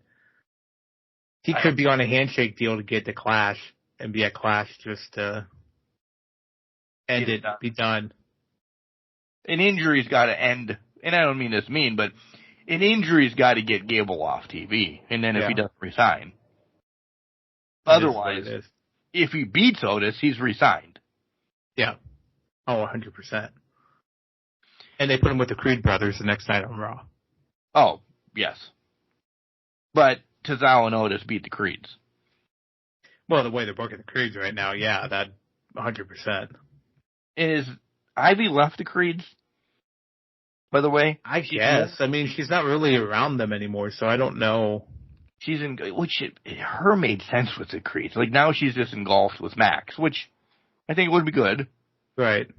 But I don't want them to be a tag team whatsoever. No, 100% not. Ray and Carlito did nothing for me. Nothing. There's nothing Ray does right now that does anything. And that's it. There you go. That was Raw. Ricochet and Dragunov said, hey, we'll see you, and then they had a match, and they both get destroyed. They get cut in half by fucking Bronson. Or not Bronson, but Braun. I don't know. I think the one thing in Raw I want to talk about, or at least address, is the Becky Lynch comment quote to Lyra. Because it was basically her swan song. Oh my God, I can't even talk. It was her way of saying goodbye. Yeah, right. So we'll either win or we'll learn. We'll keep winning or keep learning until it's time to walk away. That was their poetic way of saying good night, farewell. Thank you for all you've done. Yeah. Yeah. That is the last time you'll see Becky Lynch on WWE TV for a while.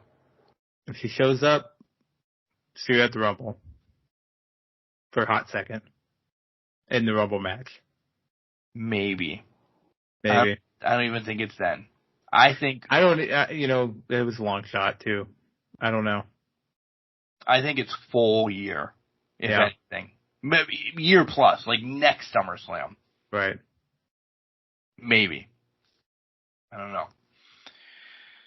So, again, we tied on King and Queen of the Ring 3-3, and Raw was okay. Horrible, okay. But, now we have AEW brought it, but holy God, did they push the boundaries. Mm-hmm. A lot. We'll talk about it in a second. This is the Indiana werewolf, Dustin Wolf, and you are listening to Can Crushers Podcast. It's the final countdown. Whoa! My title reign. Okay. I thought you were going to start whistling that. No, we don't have the budget for that. No. But it was the title reign went slowly away over the course of Double or Nothing. So, do you remember when you won it? It was at Full Gear, wasn't it? Or was it before that? We've had it for a while. I've had it since at least November, I feel like. So I think it was Full Gear. I bet. We'll have to write this down so we realize our title reigns. Yeah, so you're at, what, 2 now? Is this your second title reign? Technically? Sure. Yeah, we'll go with that. Yeah, my second started at Double or Nothing. Not that I will remember what DOB means next week, but... Did you watch? They're just extending their buy-ins now. Oh, yeah. Way too long. Like, why? Right. On the buy-in, there was really only one good match. Peraza, Rosa. Yeah. Yeah. And the rest was not. Acclaim's just not doing that anymore. No, I actually wanted the Cage of Agony to get the win. The dumbest name. Oh, agreed. But that's how much I'm off the Acclaim again. I don't care. They haven't done it. They're not. This is on people. He sings about Trump. He did it. I don't care. I don't care about any of that stuff. No. None of it. It's not funny anymore. No. Move on. Be serious. Do something else. Break up. Do something. Really, something. Turn heel. I don't know. Freshen up the stick. Yeah. Yeah. So I did watch the buy-in live prior to bed. Because, as everybody knows, I did not watch Double or Nothing live. Right. Knew it was going to run until, 1:45? We went into work early Monday. And I didn't even watch it live. I ended up watching it Monday morning. From my perspective. Once we got out of work, I did too. Yeah. So I watched the buy-in, not knowing if I'd be able to find it. Rosa and Deanna, good. They weren't pulling punches. I didn't think they were pulling punches. It was a hell of a match. Deanna getting the win. This has been 50-50. Yeah. I want something to happen in this, but they put on good shit. I think Tony scrambled on this now. We're moving forward. Martha comes out. They're talking about the win and everything. Now the winner's getting a title shot. We looked at the Owen, a la the King of the Ring, a la any other thing, that it is your stepping stone. It did some cool stuff for Britt. It's really excelled Willow. Yeah. But now that they're going to get a title shot, there's going to be big names in this again. Yeah. Not again, but I think for big names, because I think this plays in stories moving forward. Oh yeah, 100%. And I don't know if I like it that way.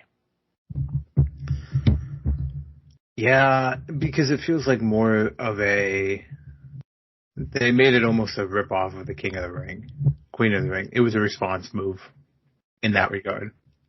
It's not, we're doing this because we want the prestige of Owen or anything. And that's probably my big beef. I'm like, this was for Owen. Now it's, you get the Owen, but you're getting a title shot. Because the Owen isn't anything that's defended. You just win a belt, a cup, or whatever. Right. It looks like it's going to be a cup this year. Yeah. It does look like a cup. I get why he's doing it, but at the same time, I'm just sitting there like, this was a fun little, to your point, stepping stone moment. They could take people to the next level. It's not going to let them dwindle or anything like that. It's something to aspire to get them to the next level. There's no pressure to be the world champion or international champion or anything of that nature. It's just to get them into better, higher, better feuds at that point. So we get to the main card then. Mm-hmm. The international title match between Roddy and Will. Nice back and forth. I love the counterings. I love the high boot, the power. The ref checks Roddy. Callis telling him to go for the Tiger Driver. He doesn't want to. He's going to go. He says he's going to go to the hospital anyway. I like this. After all, I'm glad that because this was the most technical match of the night. Oh, yeah. And as much as we love Will and we like Roddy, I'm glad that they were not later at all to get just vanquished by everything that happened here on out. Yeah. But what happens after, and we'll get to that, stole some of the thunder of this match because how good it was, right? Right. Well, I would agree with that. I think this, to your point, this match really separated itself from the pack. It really took the pack and said, no, we're nowhere near what you are. It's almost, Bailey agrees, it's almost as if the next segment made the line separation. Yep. And said, here's, for you true wrestling fans, here's the buffet you're going to get. The rest of the night is just spectacle and shit show at this point. And that was the line drawn. That we were going to love this pay-per-view, but it's not going to be a top pay-per-view. It's not. It wasn't. It's just a fun pay-per-view to kind of get through and watch. But man, there's certain things that were great. There were certain things that played in well. But I love that there's a thread that plays on later in the night that kind of tells the story that's all encompassing around what the Callis family is under his tutelage. Yep. Which I think is the underlying theme of it and what was really trying to drive the point home. You know what I like the best about this match? What's that? Will Ospreay got a fucking high five from Jesus Christ. I know. The match. Jesus loves him some Will Ospreay. That guy looks a lot like Jesus, too. He 100%. Who knew Jesus would love AEW? Right. Unbelievable. I'm glad the title's off of Roddy. I don't know if it's going to be on Will all along. Doesn't seem like that, does it?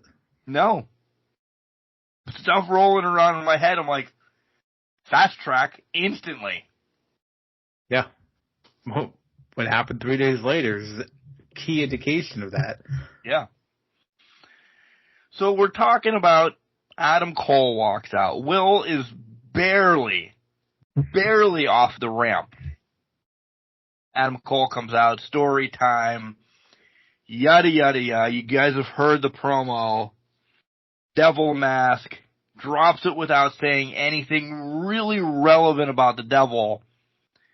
And I thought we were just getting a promo. Mm-hmm. Hook, line, and sinker. I thought he was going to pick it back up and say, ha ha ha, I put that together because I was in MJF's house. He can go fuck himself or something. I ripped that picture. I'm the true devil. You get triple MJF coming out the door then with his denim and his black. I lost my shit.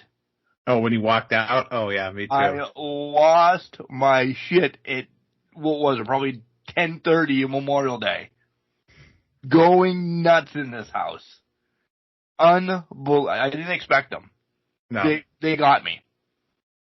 So then I went in, because I looked at things.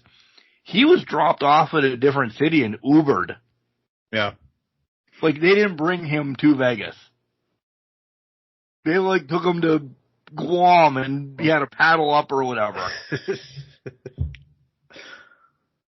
I think nobody expected MJF to be there. No. No, because they dangled the carrot. Long Island, New York. It's there. It's Forbidden Door. It's not in Chicago like it usually is. It's like, oh my God, then it's MJF. It's 100% MJF's going to come there. And to your point, you throw him in the middle of bumfuck nowhere, drop him off, and then have him fucking ride a camel back through the desert to get there. Nobody's going to know that. It worked. Hook, line, and sinker, it worked. I almost, the whole thing got me. I thought they were going to hug and they were going to be like, okay, we're going to be on guard for a little bit. Then the kick to the crotch, and then MJF. I don't care if he's cleared or not. This is what we've been missing.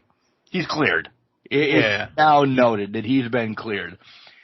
He doesn't need a New Japan. He doesn't need a Vince McMahon. Yeah. You go, fuck yourself, yada, yada, yada. Donkey dicks. I'm getting everything in that he said.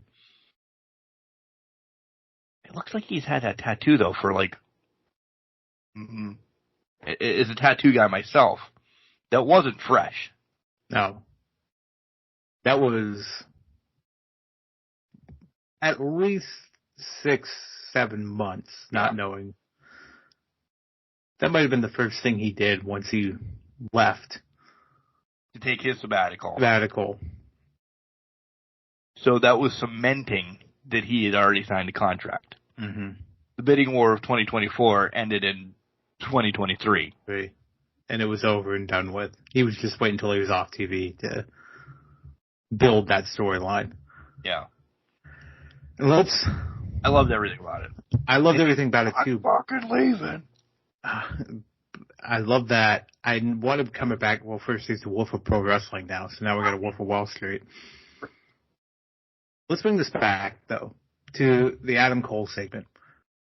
When he dropped him in the Brainbuster, did that almost feel like that was the end of their stuff? Because maybe Adam Cole couldn't come back. And here's why I say this.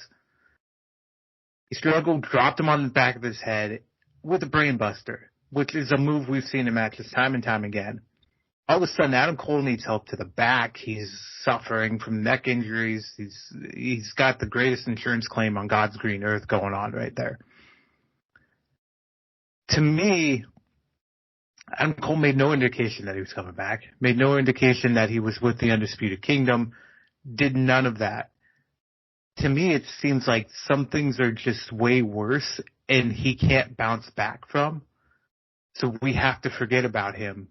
And with MJF coming back and just basically doing a quick brainbuster and getting him down, it just seemed like it was more or less that's how they're going to sign off Adam Cole and MJF because there's not going to be a true payoff. Until MJF has a title again. And I'm not saying it's next week or it's by the end of this year. And it leaves Cole that time to really get his ducks in a row or whatever. Maybe, but there's something killing me. There's something just eating away at me that's saying, I don't think Cole can come back. From whatever he's suffering, I don't think he can come back. Too many injuries in too short of time. The ankle thing, it seems like it's not healing, despite he's walking around normally and all that.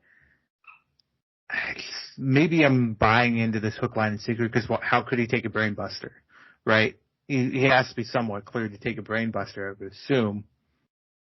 You would think, especially... You would think, but MJF was... Okada put him out with a concussion, right? Right.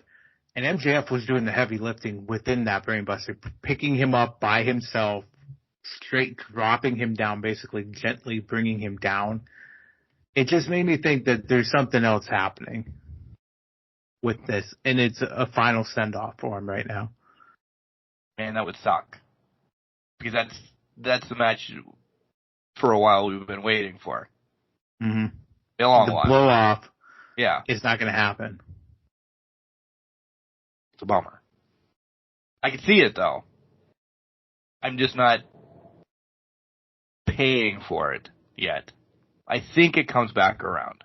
I do. I just think it's more time. Because, listen, Adam Cole walked in, everybody was pumped. He lost that shine in 30 seconds once MJF walked back. You don't get those two shines at the same time. He was a sacrificial lamb. Yeah. Trios match, Bang Bang Gang against Death Triangle. This was a crazy-ass match. Death Triangle, I thought was going to win. For me and you, it made sense to wrap back around to get, I don't know, titles noteworthy. Again, the Bang Bang Gang hasn't been doing anything with these titles. But, as you predicted, the best thing happened in this. Our savior came back. Juice showed up, and I literally jumped up. And I was like, Juice! I was so excited. Yes. He's back. I think this injects something into the Bang Bang Gang. I do too. I'm more now excited than the beginning of the match that Juice is back because I think he doesn't have to wrestle. No. He's just an idiot in the background half the time, but it makes him more relevant. it gives, this is going to sound bad because Jay White's involved, it gives them the shot of charisma that they desperately need on the team. Yeah. They need the lunatic charisma to come through on this team. They were missing it without Juice. That's why they got paired with the Acclaim, to make them, hate it if you will, relevant in some regards. The Guns are not a fancy tag team. They're not charismatic like their dad. And Jay White is a hell of a wrestler, but he is one of the more drier guys on the mic. He can talk, but it's not, sometimes it just hasn't clicked in AEW. It hasn't. We've been saying that since him and MJF had anything. Yep. And when it lost Juice, that's when it started losing the momentum for that whole feud, is when Juice was left. It lost Juice. It lost its juice. It wasn't fancy anymore. No, it wasn't fancy. It took time off. It took time off, wasn't fancy, and the juice was juiced from it. Yeah. The juice is now loose. It took time off, and the fanciness was juiced. We'll see. We'll figure that out. For the title. I'm not buying that. We gotta buy that. We gotta work on that title, but. So bang bang. They keep their titles. AEW Women's Championship, Toni Storm against Serena Deeb. I love that she smelled her as soon as she came through the ropes. Oh, yeah. What is she doing? Happening? Like, Tony's losing this title from somebody throwing the towel in. When she loses it, that towel is so relevant in matches and story and everything. It's going to be Arnold Skolin, Bob Backlund throwing the title in type of deal thing, and she's going to lose her mind even more. Mm-hmm. She's crazy ass right now, but there's a next level that we don't know what's coming. Mental breakdown is on its way. Yeah. Did you like the match? It was good. It was not great, but excuse me. The crowd turned on Deeb very quickly. We knew what they would. And it looked like they switched roles, basically, because they understood we're screwed at this point. Like, there's no way we can say Storm is the villain in this and Deeb is your hero. Nobody believed that. We didn't believe it last week. No. And that was a continuation here. So I think with that happening, they just had to go into it. They had to just turn into it and say, okay, that's the way the crowd wants it. That's the way the crowd is getting it. I will say it started out slow to me, and then it picked up. But it did. Still not the worst match. And I'm not saying there was a worse match, but still not. Well, I'll say it. There's a worse match, and everybody knows what that worst match was. We're getting there. We're getting there. But the next match is what essentially made you drop your title to me. Yeah. We missed all the other one. We missed two others that we had. This was the only thing we differed on in this. Yeah. Whole night. And I didn't realize it until I went back and checked the score sheet. That this was the only match. I thought I was thinking the turn was happening there. We're talking Orange and Trent, by the way. Yeah. This cripples Trent. As much as I picked Orange last week, and I'm watching it, I'm like, Orange can take a loss, Orange can do whatever, da-da-da-da-da. If he goes with Callis, he's still fine. I don't care if Trent signs with Callis. Here, near future. As I'm watching. I don't care. If he signs with him, okay, whatever, yeah, there's something. He needs it, like you were saying. Well, yeah, there you go. Orange, even a surprise victory over him, which kind of was. I don't think Trent's, even when he does snap, like full-on fledged snap, that he's going to punch his own mom. kind of pushed her away at one point, but like, he's going to punch her or something. Yeah. I don't know if I'm going to care. Because I think this match took it away from him. He should have won this match by crook, basically. This is where the turn should have happened. Spoilers for Wednesday for you guys if you didn't watch it. He should have been in the Don Callis family here. Yeah. They had plenty of stuff to fill the programming on Wednesday. They should have just made it all happen here. Because the new Titantron, it was very Don Callis-esque. Just steer into the curve. Don Callis was even hyping it up on commentary at one point. When he said OC doesn't have a mean bone in his body, think about it in context between what had transpired with Ospreay earlier in the night and how he was pushing for him to get the Tiger Driver. He didn't do it, whatever. To this point, you don't talk about your client as if they don't have the mean bone in your body, or if you're a potential client. You're not going to talk them down. You're going to talk them up. Right. That's how agents work. Managers work. And that's not hype what he men. did. Yeah. Yeah, hype men hype you up, not down. This comedian, he's got like 2 good jokes out of 100. Oh, cool. Yeah. Let me spend $100 to go see him. Yeah, let me spend the money to see him because you said he had 2 good jokes, so I'm going to laugh maybe twice out of the entire hour and a half I'm here to watch. Right. That's what he did. That's exactly. On the wrestling aspect of it, I like this match. I did. I like that they listen. They're boys. They know how to work. The reversals were. This was a crisp match. Yeah. The story just died. I didn't care what they were going to do Wednesday night after this. No, because the story was here. Yeah. Just finish the story here. That Tony's known for that. The Acclaimed, Keith and Swerve. There's a litany of them we can name, and we've had. He misses the mark. He just misses what he's supposed to be doing. Yeah.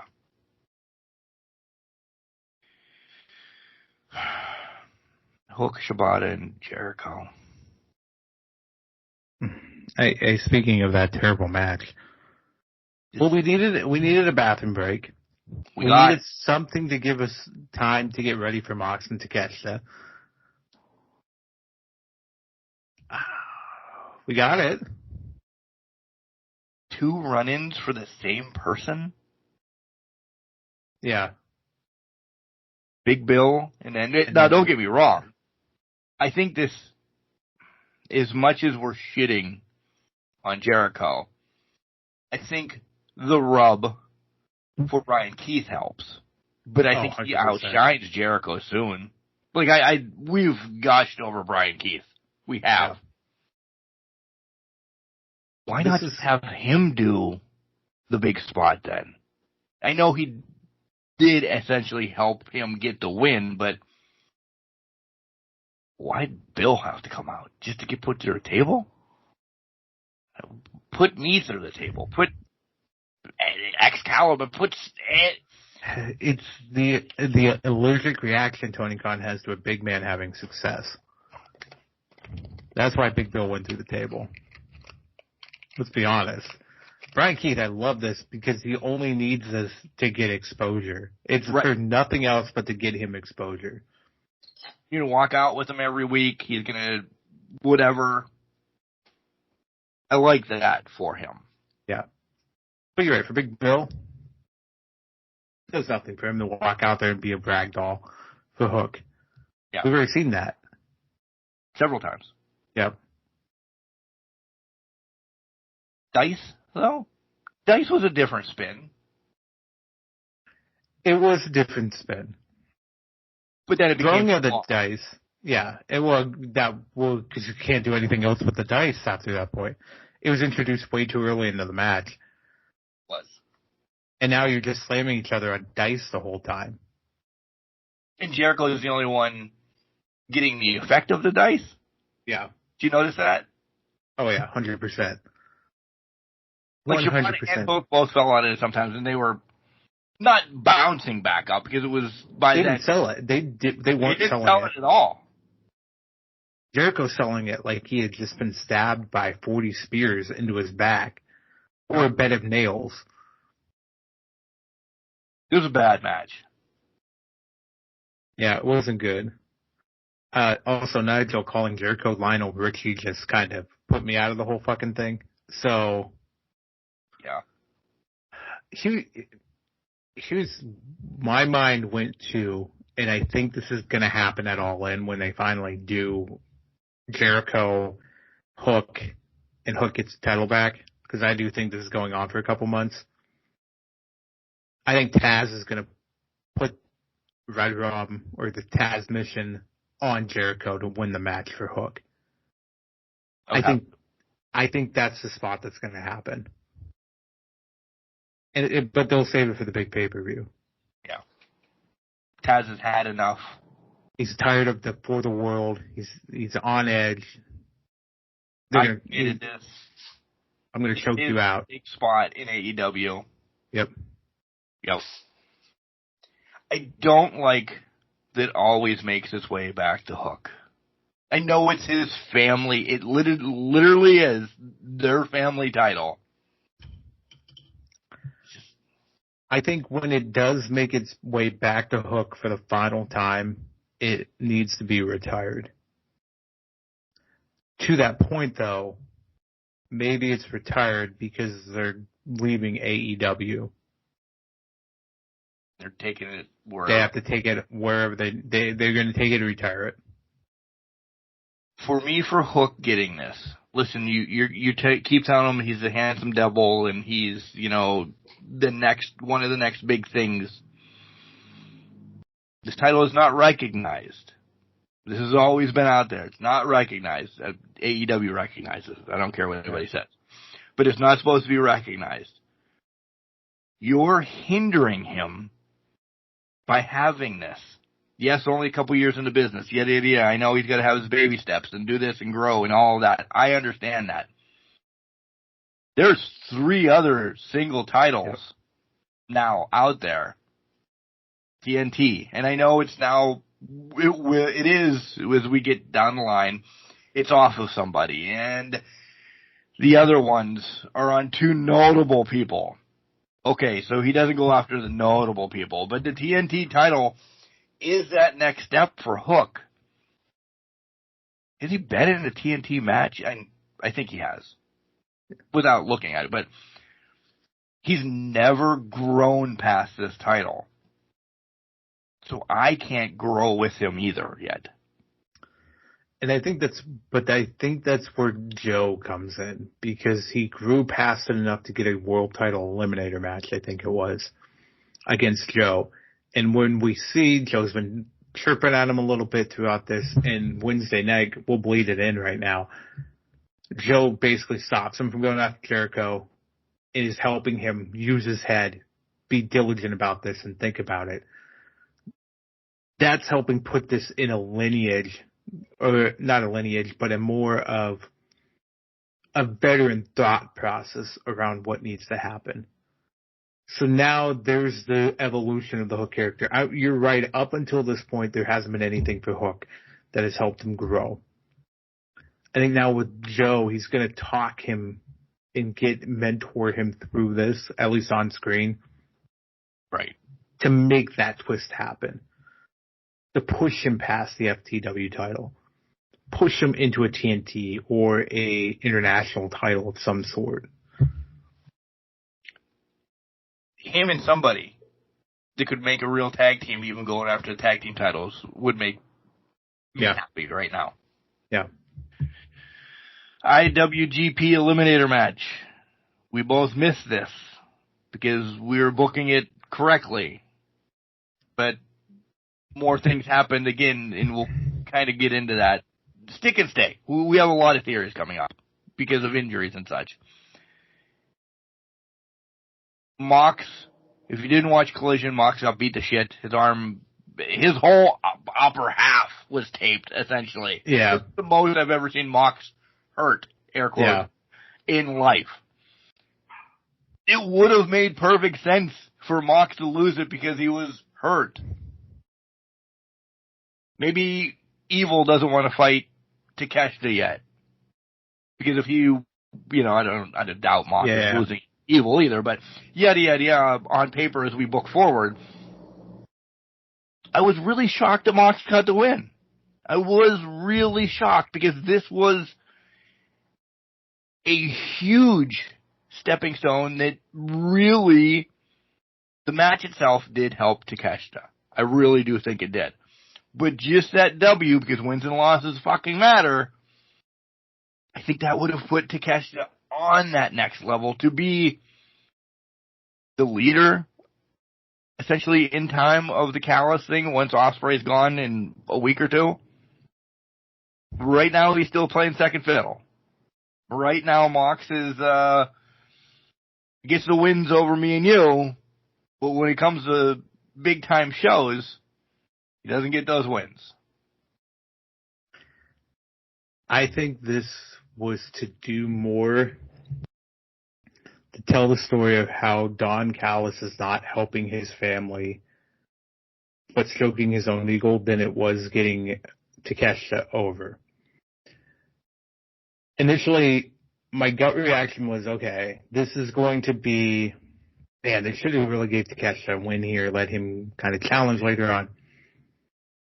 Immediately snapped out of that thought thinking. Because I looked back at what happened earlier in the night. Ospreay did not listen to Don Callis, won the match. Takeshita listened to Don Callis, lost the match. This is telling the story of Don Callis when he has his claws so deep into somebody and they listen to him, they're not going to win because they're not following to their strengths. You read the whole storyline of the whole night. I did. I was following it hook, line, and sinker. Ospreay's doing his own thing because Ospreay trusts in himself enough to win a match. He doesn't need the Tiger Driver. He didn't need to do that. He ended up winning. Takeshita, I don't think, believes in himself enough yet because he hasn't had enough high-profile wins, but because Don Callis has also manipulated him to a point where my word is going to get you over the top. Takeshita didn't need a chair to beat Jon Moxley. Takeshita needed to stay on Moxley and execute 1 to 2 more strikes and be done with it. As soon as he got that chair, he screwed himself over. Yep. And that's exactly what transpired here. This was not a tale of the not elevating Takeshita. It was a tale of Don Callis and what he can do, or lack thereof do, for you. For his family. For his family. He's at a Trent because he's got Trent to drink the Kool-Aid on Wednesday night. But his family's not winning. Kyle Fletcher, outside of being the TV champ, is not winning. Right. Powerhouse Hobbs is writing another book. Takeshita is on TV. He's winning small matches, but he's not winning the big one. That's why when we look at this, and if, spoilers, because we were watching Rampage while we did this, Takeshita gets into the TNT title ladder match. I don't know if he's going to win it because, it seems like the writing's on the wall. It's his to win, but he's listening to Don Callis too much, and I think he loses the big ones because he's doing that. He's inhibiting himself right now. We say, or Callis says, or wrestling says, that Ospreay is with him. Ospreay has never really shaken a hand, said that he is. He does his own thing, as you just said. Everyone else has been with Callis, or Callis is at ringside, or comment. Callis isn't always around Ospreay. He just claims he is.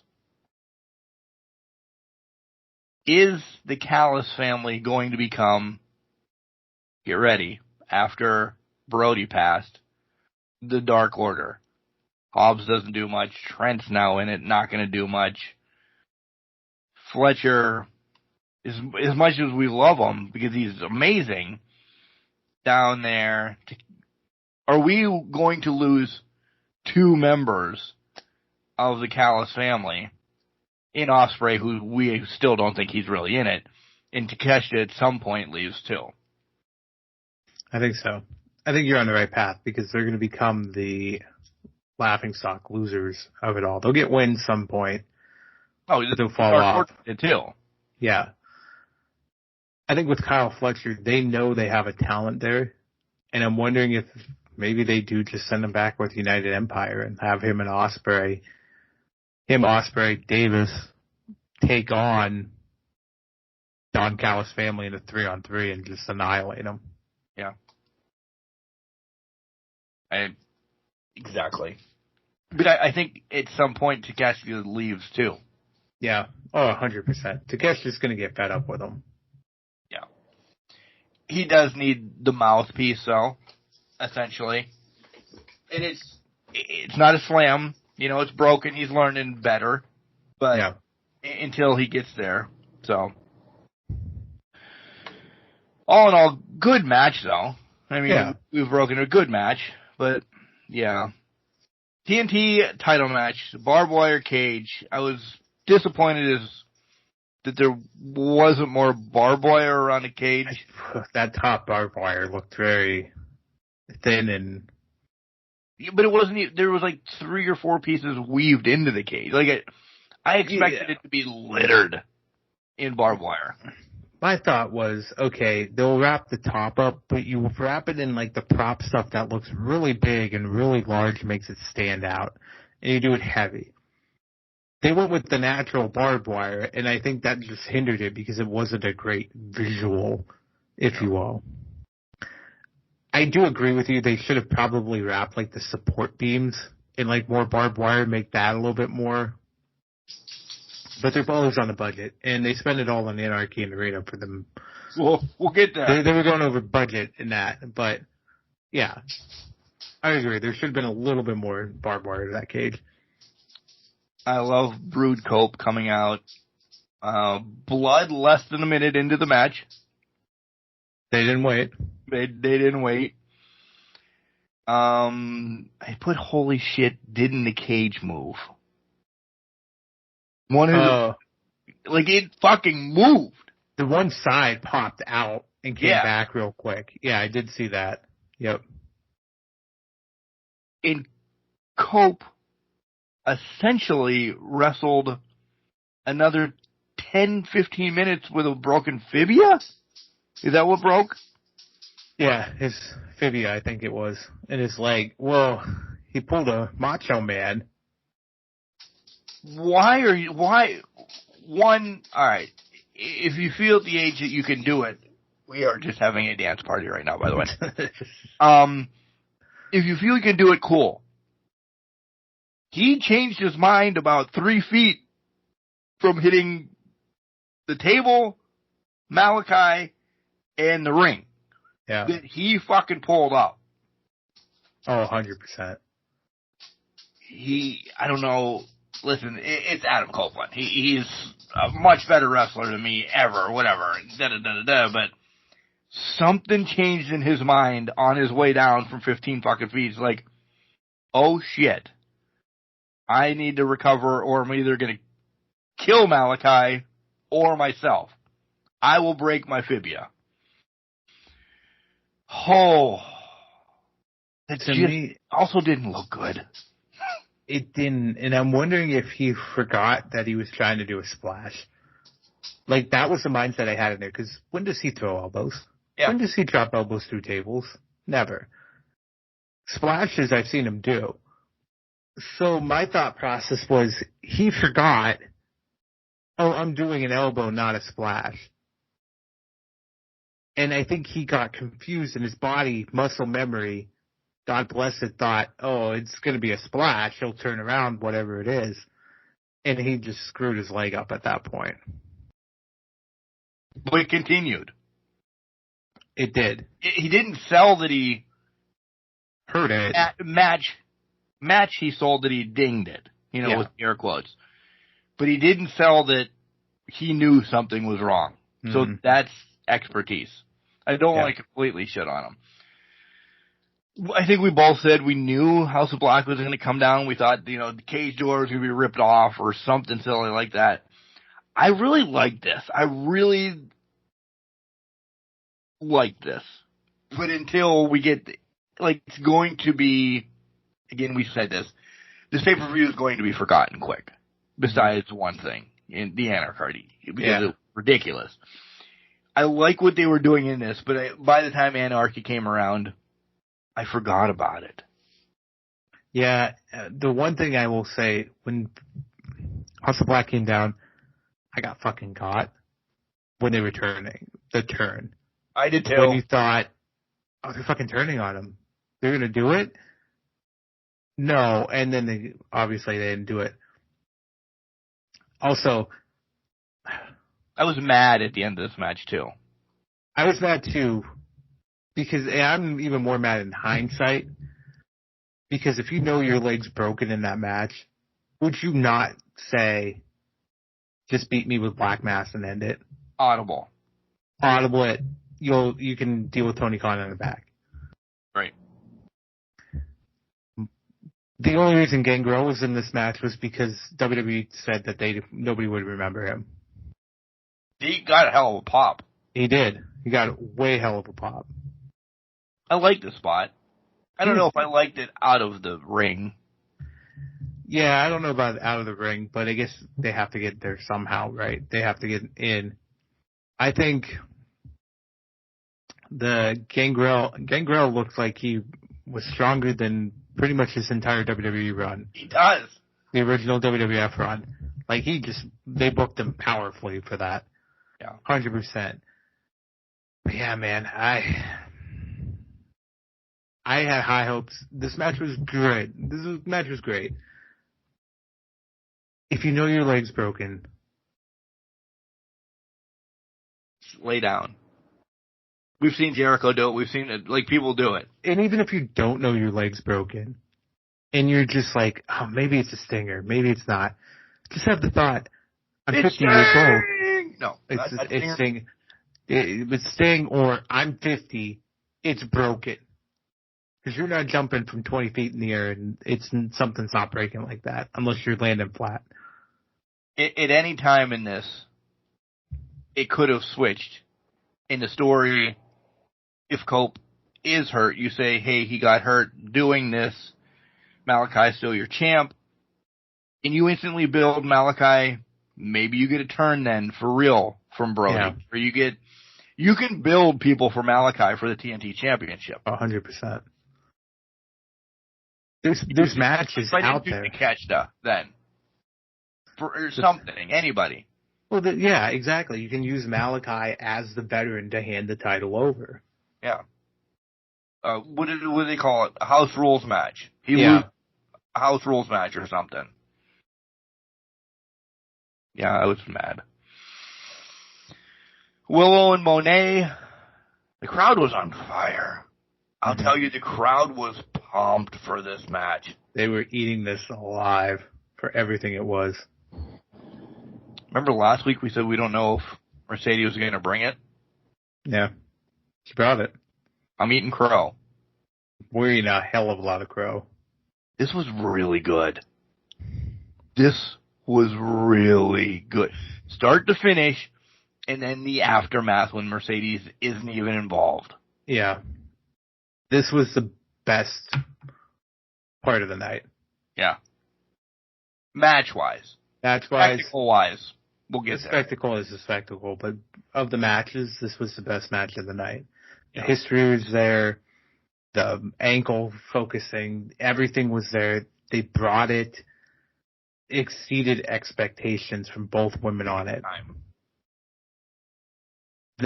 Yeah. This overshone the women's championship match by a lot. Oh, yeah. And it ends their feud right now. Mm-hmm. Not saying that down the line Willow's going to get another chance at it. I believe she will. Yeah. But there's more for Mercedes to do all Wednesday. And especially with Forbidden Door. Yeah. And then it continues something noteworthy. One stats now in a hell of a storyline in Willow. Like, I'm excited for that over nothing. Just two friends. I'm going to mess your shit up.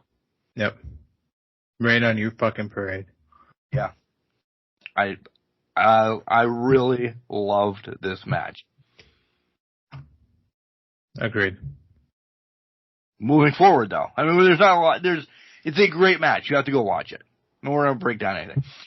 AEW title match: Swerve and Christian. Nana in the bottles was fucking weird. I ate it up. Yeah. It was the old movie reference out of nowhere. The Warriors, if you didn't catch it, that's what it was for. Weird, disturbing, exactly what it needed to be. This is at like 1 o'clock now on Memorial Day. I'm like, what the fuck is going on? I wasn't expecting it. Like, now I know Swerve is a cinephile and loves his movies. We're now playing a game of what's going to be next. And I never want him to drop it because of that now. And I agree. It was Black Panther, now it's Warriors. What relevancy do you bring to it? Is he Forbidden Door? Is he going to come through like The Shining and just chop through the door? Oh my god, that would be amazing. Give me it. Inject it into my veins. The match itself was slow to start, though. Oh, yeah. Like, yeah, dreadfully slow. Right. But then it caught up. It caught up fast. Like the curb stomps outside. He gets me. You know, RKO out of nowhere. His drive-by kick, is that what it's called? House call. House call. Yeah. Is it called drive? No, the drive-by is what Roman does when he runs. Roman, runs by and kicks it, yeah. The house call gets me every time. Like, the guy could be sitting there on his knees looking right at Swerve, and I don't think it's coming. Yeah. And then all of a sudden, it just, Jesus Christ, he just hit that. Yep. I love his finisher, just because I love it. This was, like I said, it started bad. This ended up fucking perfect. Like, I love this match then. Yep. Even with the shenanigans of everybody getting tossed out and everything, it fit. Yeah. 100%. It fit. It worked. To your point about the house call, that thing can be hit at it anywhere at any time. Pinpoint accuracy, nonetheless, because that spear house call combo. Yeah. Oh, I damn near lost my shit watching that. But it just goes back to anything Swerve does that involves the house call or that Swerve stomp looks nasty and disgusting as all hell. The one on the desk was filthy. It looked like so. I haven't talked to wrestlers, but I'd like to say it looks nasty, but it's also so protecting too. Yeah. Because all you're doing is flat backing and probably slide right off. The house call, it's just probably a tap on the cheek. Yeah. You know it so quick it looks crazy. It just looks crazy. It just looks like it hurts. Yeah. Shout out to the sign of the night. I'm blind and I swerve when I drive. Props to you. Yes. I kind of give that props out to that person. Sign of the night. Rhinestone Jones, don't know why, killed me after you said it. Yeah. We rip on him a lot, but he comes up with stuff, Taz, of course. Yeah. Like, and just makes the match, the show, whatever. It makes it so good. And even when he's like, which we had picture-in-picture, I think it was Wednesday, he was yelling at Shivani the whole time. People captured it. That's just fucking hilarious because he's just playing a color commentator who's there. He'll give you a good synopsis of the action, but he's also going to say the craziest out of left field Brooklyn-ass shit that you're just like, fuck, what? Yeah. And you have to double take because you're like, what the hell did he just say? it's the era and he's needed. Yeah. Like, I don't want him, when he takes a break, I'm like, oh, we're getting, like they're trying to do something with Nigel. Nigel really only has one every so often. Nigel is only good when Bryan Danielson is around. Yeah. That's when he excels. After that, it's like we're forcing it in with Nigel. Yep. Great match. Then we get to the spectacle of spectacles. Just to preference this, first. I only wrote 3 notes for this. I just wanted to say that because I was watching this entire shit show. Yeah. And I just was like, I can't write notes while I'm watching this. But go on. Anyways. It doesn't start in a ring, which normally they don't, but yeah. The battle of songs. Lots of mic work on this one, though, compared to other ones. Yeah, but I like that because it was showing how egotistical the Young Bucks were the entire time. The ups truck, essentially, your ice cream truck or whatever you call it, into garbage. I lost my shit. Absolutely. Oh, flaming garbage, by the way, too. Darby's dead. I thought, well, that's perfect. He's not going to do anything completely outlandish then, because clearly everybody knows he wasn't in it, but would have known. We have the best poker chip spots of poker chip spots. Yeah. It just was all over the place. Again, there's a fire. Again, there's a fire. Darby is hanging upside down for the last 15 fucking minutes. He's dying! The sneakers are back. The goddamn sneakers are back, and I don't know, I never could wear them anywhere. Yeah. But I need to make a pair of tack shoes just so I can have them. Jack Perry is set on. We knew the flamethrower was coming into relevancy because why wouldn't it? Because it was on the night before, 2 nights before, whatever. He set the fuck on. We thought maybe Darby would just, at least in my mind, just come out and shoot it and it would scare people out. They set a man on fucking fire. I don't care if you had flame retardant shit on or you were dipped in wax and it just the wax. You had the possibility of somebody burning to death on a pay-per-view.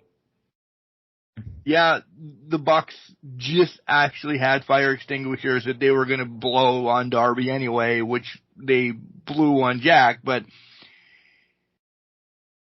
every time we wonder what the fuck they're going to do next. There will be a death, and I hate to say this, there will be a death one day on AEW. And I worry about that. Yeah. Let me say one thing though. The guy that was set on fire gets the pinfall. He didn't suffer enough that he should have been taken out of that match, being on fire, correct? This is where the turntables turn, essentially. When he's set on fire, as much as we don't want Jack out of any pictures right now, he kind of should have been taken out of the match a little bit longer, don't you think? Yeah. But it's AEW. Right. What they should have done, in my mind, was lower Darby enough that his shoulders were on the mat. And then you bring Jack's, lack better term, carcass onto him and pin him that way. Not get the clean pin over Bryan Danielson, which is telling in its own right. It is. Probably for future. To your point, fucking flamethrowers, exploding chairs. We had the fucking pump tack kicks. Right. Which are on sale now, by the way. Yeah, they're on sale without the tags. And then the mic battle at the beginning, we wasted $500,000 going through the songs and Final Countdown to get the greatest visual of all time of Darby jumping coffin drop off the fucking railing while Final Countdown played. Right. And everybody is better for it. Fucking everybody is better for it. It was It cleansed your palate. It did. It cleansed your palate. You were like, oh my God, what the fuck are they going to do? Because that's already happened. Right. To your point, I love that they strategically placed things to get Jack Perry ready for the flame retardant gel. The bucket of water didn't need to be there, so let's drown him in that for a little bit. Crash him so it looks like, oh, he got in a accident, he's going to be a zombie, whatever it is. Okay, we can prep him for that. Darby's gone. Just disappeared with a flamethrower out of nowhere coming in. It was so many logical steps that just made it to be fucking ridiculous in its own right. And we spoke of 6 of the 8 in the match. I do want to give props to the other 2. Yeah. It was a lot of Danielson and Okada going at it. Oh, yeah. And they were kept protected from a lot of stuff. Let's call a spade a spade. Yeah. They did some crazy shit for themselves. Oh, yeah. But they were that would be for themselves. Mm-hmm. When you have people set on fire and car crashes and exploding this and exploding that, you forget. And we said, these 2 had to be taken out of this match somehow. And essentially for them doing their normal street fight match that you see every other week on AEW, they had a street fight between those 2. Oh, 100%. They kept it norm. Yeah. Whoever watched them and just stayed with them, good for you. Good for you. But you missed a match. You missed everything. Yeah. Yeah. My God, they're fighting right next to me on a TikTok, this whole thing that they're doing. You have stabbings and train wrecks and car wrecks and flames and dying. Oh, yeah. Good that you watch Danielson and Okada. You can see that again probably in a couple months. Literally, Wrestle Dream, book it. That's his final match. Right. You can see a good match of that in a couple months, of a match that you want to see, the technicality, because that's what they're both known for. Yeah. The only thing we didn't see in this match was Cash Wheeler pulling out a gun. Right. And that was not out of the spectrum, because Darby has a flamethrower, and he pulled that out. Right. If you have not watched this, I don't care if you don't like matches like this, if this will be the first time you've ever seen a match like this, you have never watched AEW before, and you're like, you just only get your AEW news from us or whatever. Watch the carnage in this match one time. I also love, yes, I agree. Watch the carnage of this match. If you can find the clips, watch the other 2 too, because I think it tells a story here of the first one. It was blood feud. We have to kill each other to win the match. Then we moved to, that was what? the Jericho Appreciation Society, BCC. Yeah. We're going to burn it down. We're going to beat the shit out of each other, whatnot. It was the first time. That was the first time. Then we move into the Elite BCC. It was spot heavy, but also, okay, we're going to have some wrestling getting through this. This one was so goddamn spots. This was CM Punk is gone, and this was the fuck you to him. Basically, they were middle fingering and just being like, get the fuck out of here. And they were just going to do whatever the hell it was. My favorite meme I've seen was "This is real fire, cry me a river," while Jack Perry's lit on fire. That is how... We're old school. We like our old school wrestling stuff, but sometimes you just need this watch people just do stupid shit and get stupid rewards. Yeah. And that's what this was. It really was. Kimberly watched the first 10 minutes of this match, and she could not wrap her head around what was happening. Like, she was like, is he drowning him? New person getting into professional wrestling, you probably should have warned her. If you want to go to Starbucks, this is probably the right time to go. I said to her, this is going to get crazy. She went, did her own thing after 10 minutes. She watched Jack get drowned, and then it was basically like after that, it was, okay, we're moving on. Yeah. But what do you rank the pay-per-view? It was enjoyable. I'm going to give it 4.5 because I think it was very enjoyable. I liked it. There wasn't like a lot of good classic matches. So I think for me, it's a 4.5.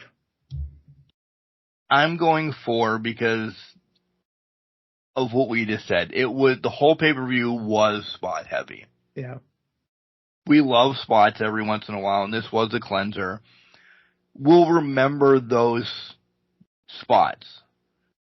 There's a lot of matches that were Dynamite Collision main events on this.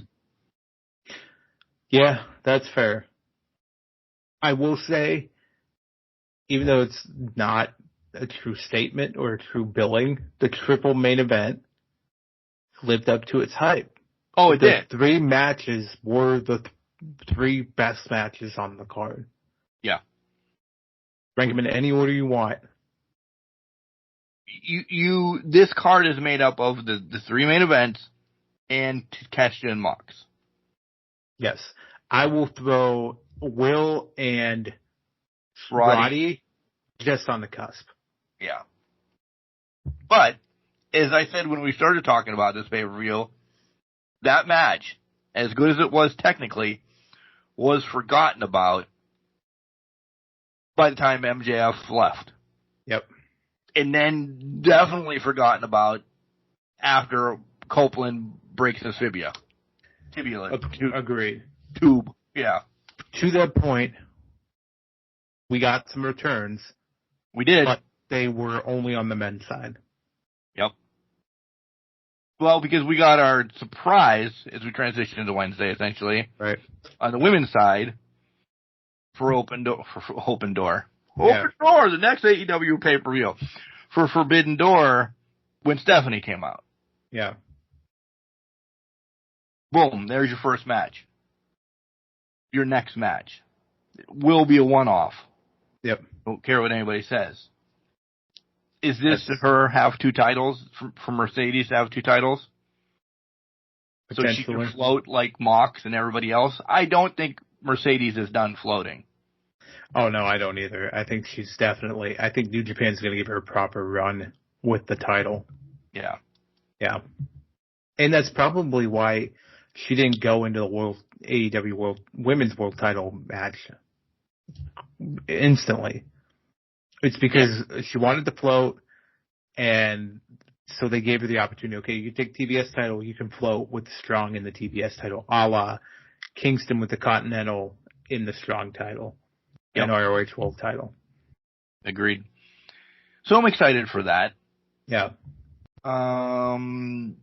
Poor Sky Blue, once again. Listen, we love her, but she's done. Sacrificial man. Yeah, she's a sacrificial lamb every time somebody gets the TBS title. Swerve and Kill Switch. That just ends anything with the patriarchy. Yeah, I was going to say the anarchy. The patriarchy, essentially. Man, could you have cut his hair, though? Instead of the mask with the dreadlock hanging off of it? Yeah. What? So Luchasaurus is getting a different mask now? I think he has to. He's got to do something. Oh, he needs to do a lot. Because he's nothing. Him and Jungle Boy were great. Now Killswitch is not. Killswitch has no arc. They took his arc away from him. Yeah. He should have turned on Christian back in fall time. Yeah, instead of handing him the title. Yeah. TV time, stupid. The only thing it did was bring Joe and Hook together. Yeah. I can't. Jericho's going to push it to get it over. I just don't see how this is going to go. But you know what? I said that about a fucking piece of paper with people's names written on it. And you know what I mean? Yeah, the list was funny, though. The list was funny. Is this going to be so obnoxiously stupid that it's going to be funny? It's going to take a minute. It's going to take 5 minutes. Well, that's what I mean. My minute is long. It's a long-ass fucking time. After watching Takeshita, we're fast-forwarding through. Yeah. By the way. After watching Takeshita lose to Mox, why even give Romero a chance? Seriously. And why did he look like he was booked stronger in some aspect? He was like booked really strong, and I'm like, he's not the same level as Takeshita. Yeah. Bury him. Is hurt even more now. Blah, blah, blah. So Evil's going to win it in 2 weeks, is what this is telling me. Me too.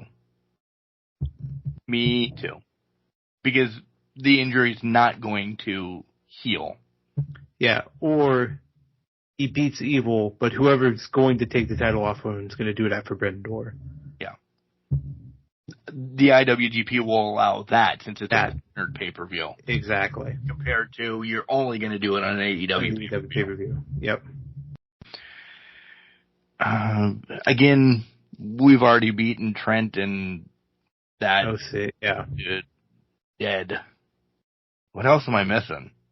I think it's just the gauntlet match, which was probably the best. Okay, I love this match. I also don't need to be told that there was 21 people scheduled for it, and it could end at any time. Right. I can read time. You don't have enough time. My favorite part was when they first started it was they'll come out at random intervals. Oh, okay, so now we're going to start it at 2 minutes, and then we're going to make it 30 seconds by the time TV time comes. Yeah. You're pushing people out every 15 seconds then. Yeah, you're pushing people out 15 seconds, and you're not getting to 21. Not at all. No. But I think it's the right move, as we said. There could be some, ways to say, that's your new champ real quick. Yeah. Is it though already? Is he going to have 2 this quick? I think so. I think he's going to get at least the 1, or he's going to show up at Forbidden Door for the title and not win it, and we revisit this in 2 months somehow, some way. Do you think because his next opponent is waiting for him at Forbidden Door for the International Championship? Potentially. He might be defending the title twice in one night. And then on top of that, I don't think the patriarchy's angle's done. I think the Callis family's deteriorating from within, costing Will the title here so that he can win in his hometown in 2 months. I like that. We'll see. We definitely will see. But yeah, there was a lot of great sequences with it. Before I jump, because we did skip over, which I don't think it's a big deal, they stripped Adam of the title. Yeah. Gave Okada a Lamborghini, and he cried. So that was beautiful. I mean, that was very heart-touching. Yeah, I know. Yeah. And then we got the Fatal 4-Way ladder match announced, which we already touched on with Takeshita. My one thing for Ospreay and Swerve is this. If they are not dancing to Uptown Funk for at least 30 seconds like they did in the past to start this match, I don't know if I want it. You think we revisit that? I think there's going to be a spot. I think they'll call it back at some capacity. Whether it be at Forbidden Door or All In, I don't know. I think there's got to be a callback to that. how much is, if the final countdown's $200,000, how much is Uptown Funk? It's not the final countdown. It's not the final countdown, but it's more relevant than final countdown is at this point in time. I'll give you that. So, But maybe I'm losing it. Maybe it's only like 100. okay, I'll give you 100. I'll give you, not that I have 100 to give you. Yeah. But I'll give you it's 100. Mm-hmm. Who takes it from Ospreay then? Triple MJF? I think it's got to be Triple MJF because he's going to be the heel at that point. That he's never a heel again. He is now on this, not that he wasn't, but he is now the Stone Cold Randy Orton. They could shit on your baby and he is getting cheered. There is no possible way MJF is not getting cheered from here on out. Oh, he's our scumbag. Yeah. Doesn't matter what he does, unless he kills Shivani, maybe. Yeah. Then, yeah, I don't even think that's going to do it. No. Like, I don't know how you get the depth of hell from MJF again. You don't. But they're going to push it, and they're going to find a way. They will. He is your franchise player for whatever fucking length that he has. He is. Mm-hmm. We wondered if the bidding war was going to really do something. Ospreay Okada come in. Those sort of took over. Mm-hmm. He's back. There's no reason why now. He is now your Roman, if you're going to do comparison. WWE, MJF, Roman, AEW, you know what I'm trying to say. You cannot hurt him from here on out. Agreed. And I think it's even longer, but this solidifies it for the 10-year contract or whatever. And I really don't have a clue how long it is, but you know what I mean. Yeah. There's a lot.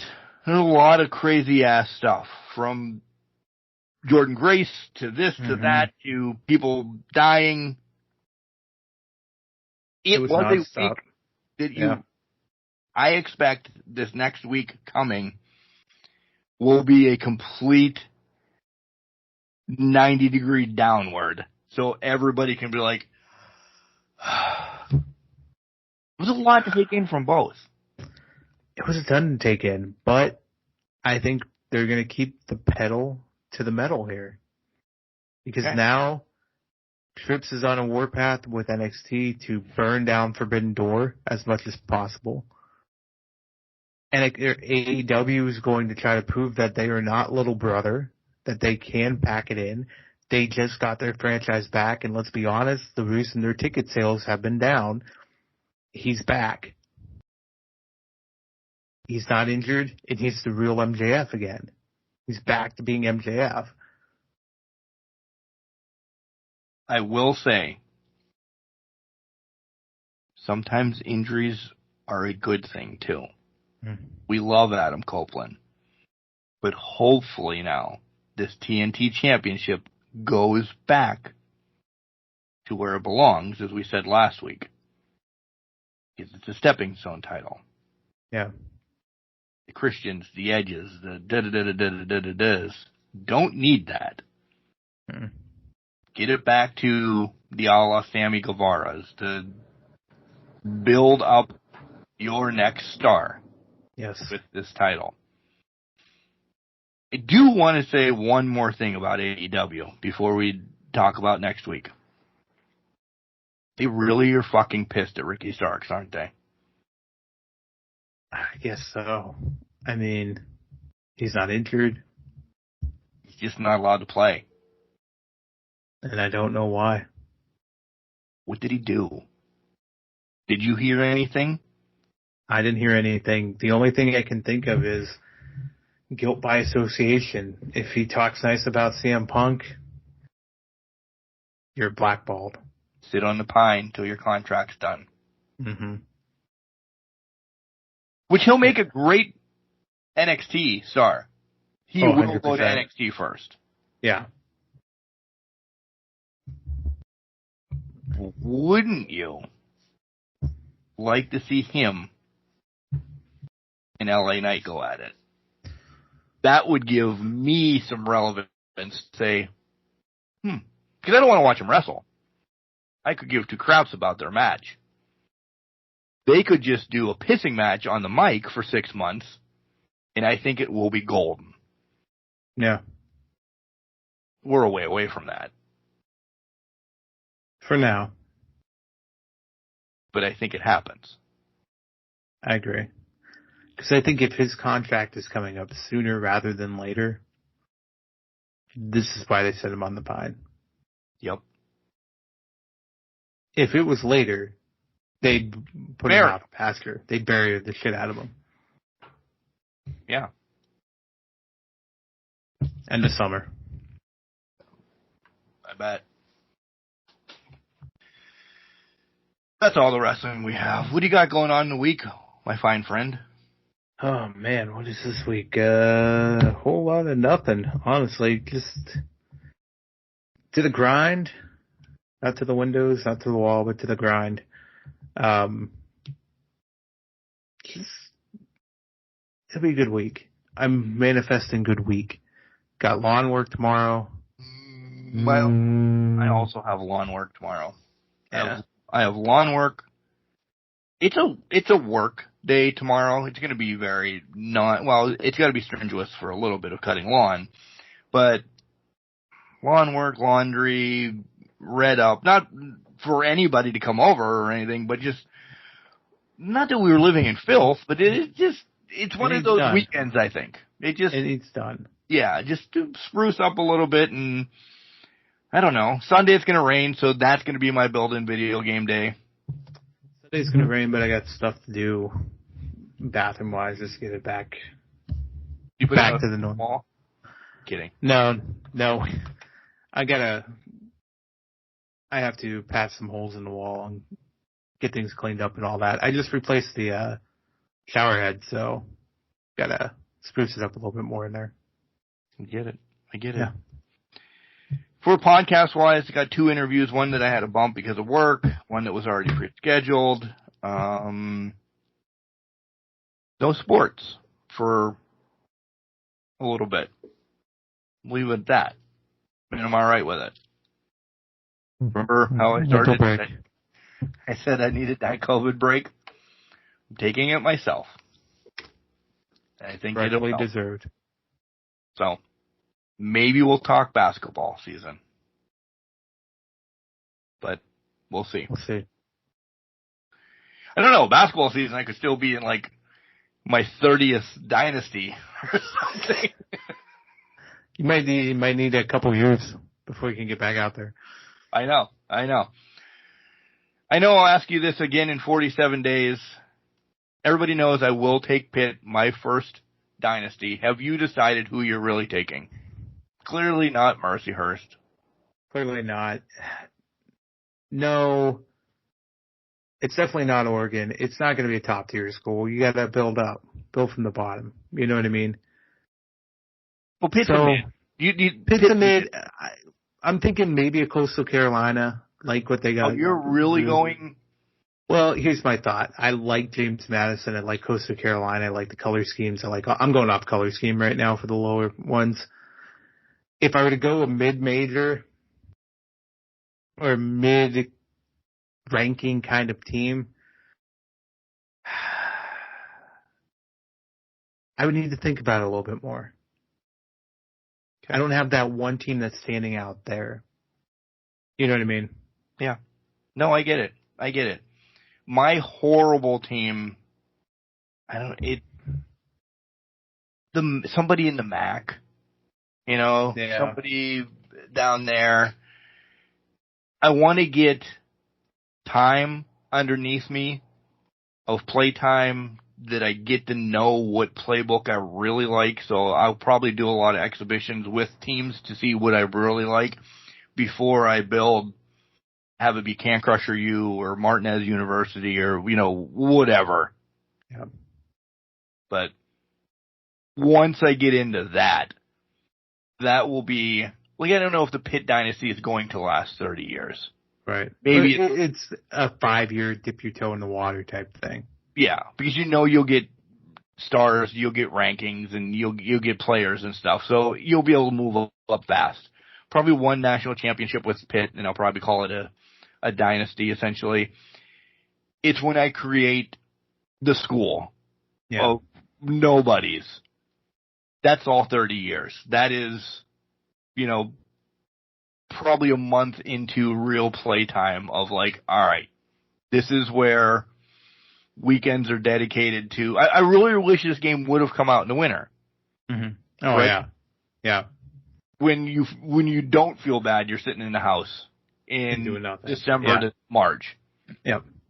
So I'm going to push the real dynasty thing until later on.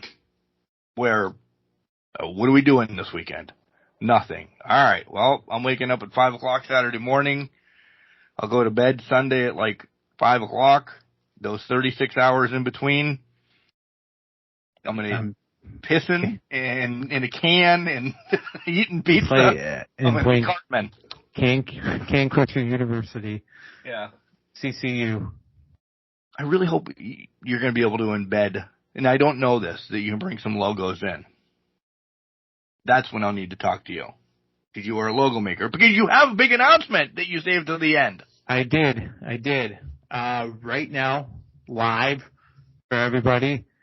I got a little crazy, got a little creative, built out a Can Crusher Wrestling Championship and a Can Crusher Arena with show.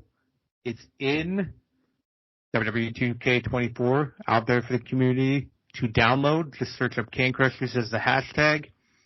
Don't get too crazy. The show is a house show. So we're just basic. Show.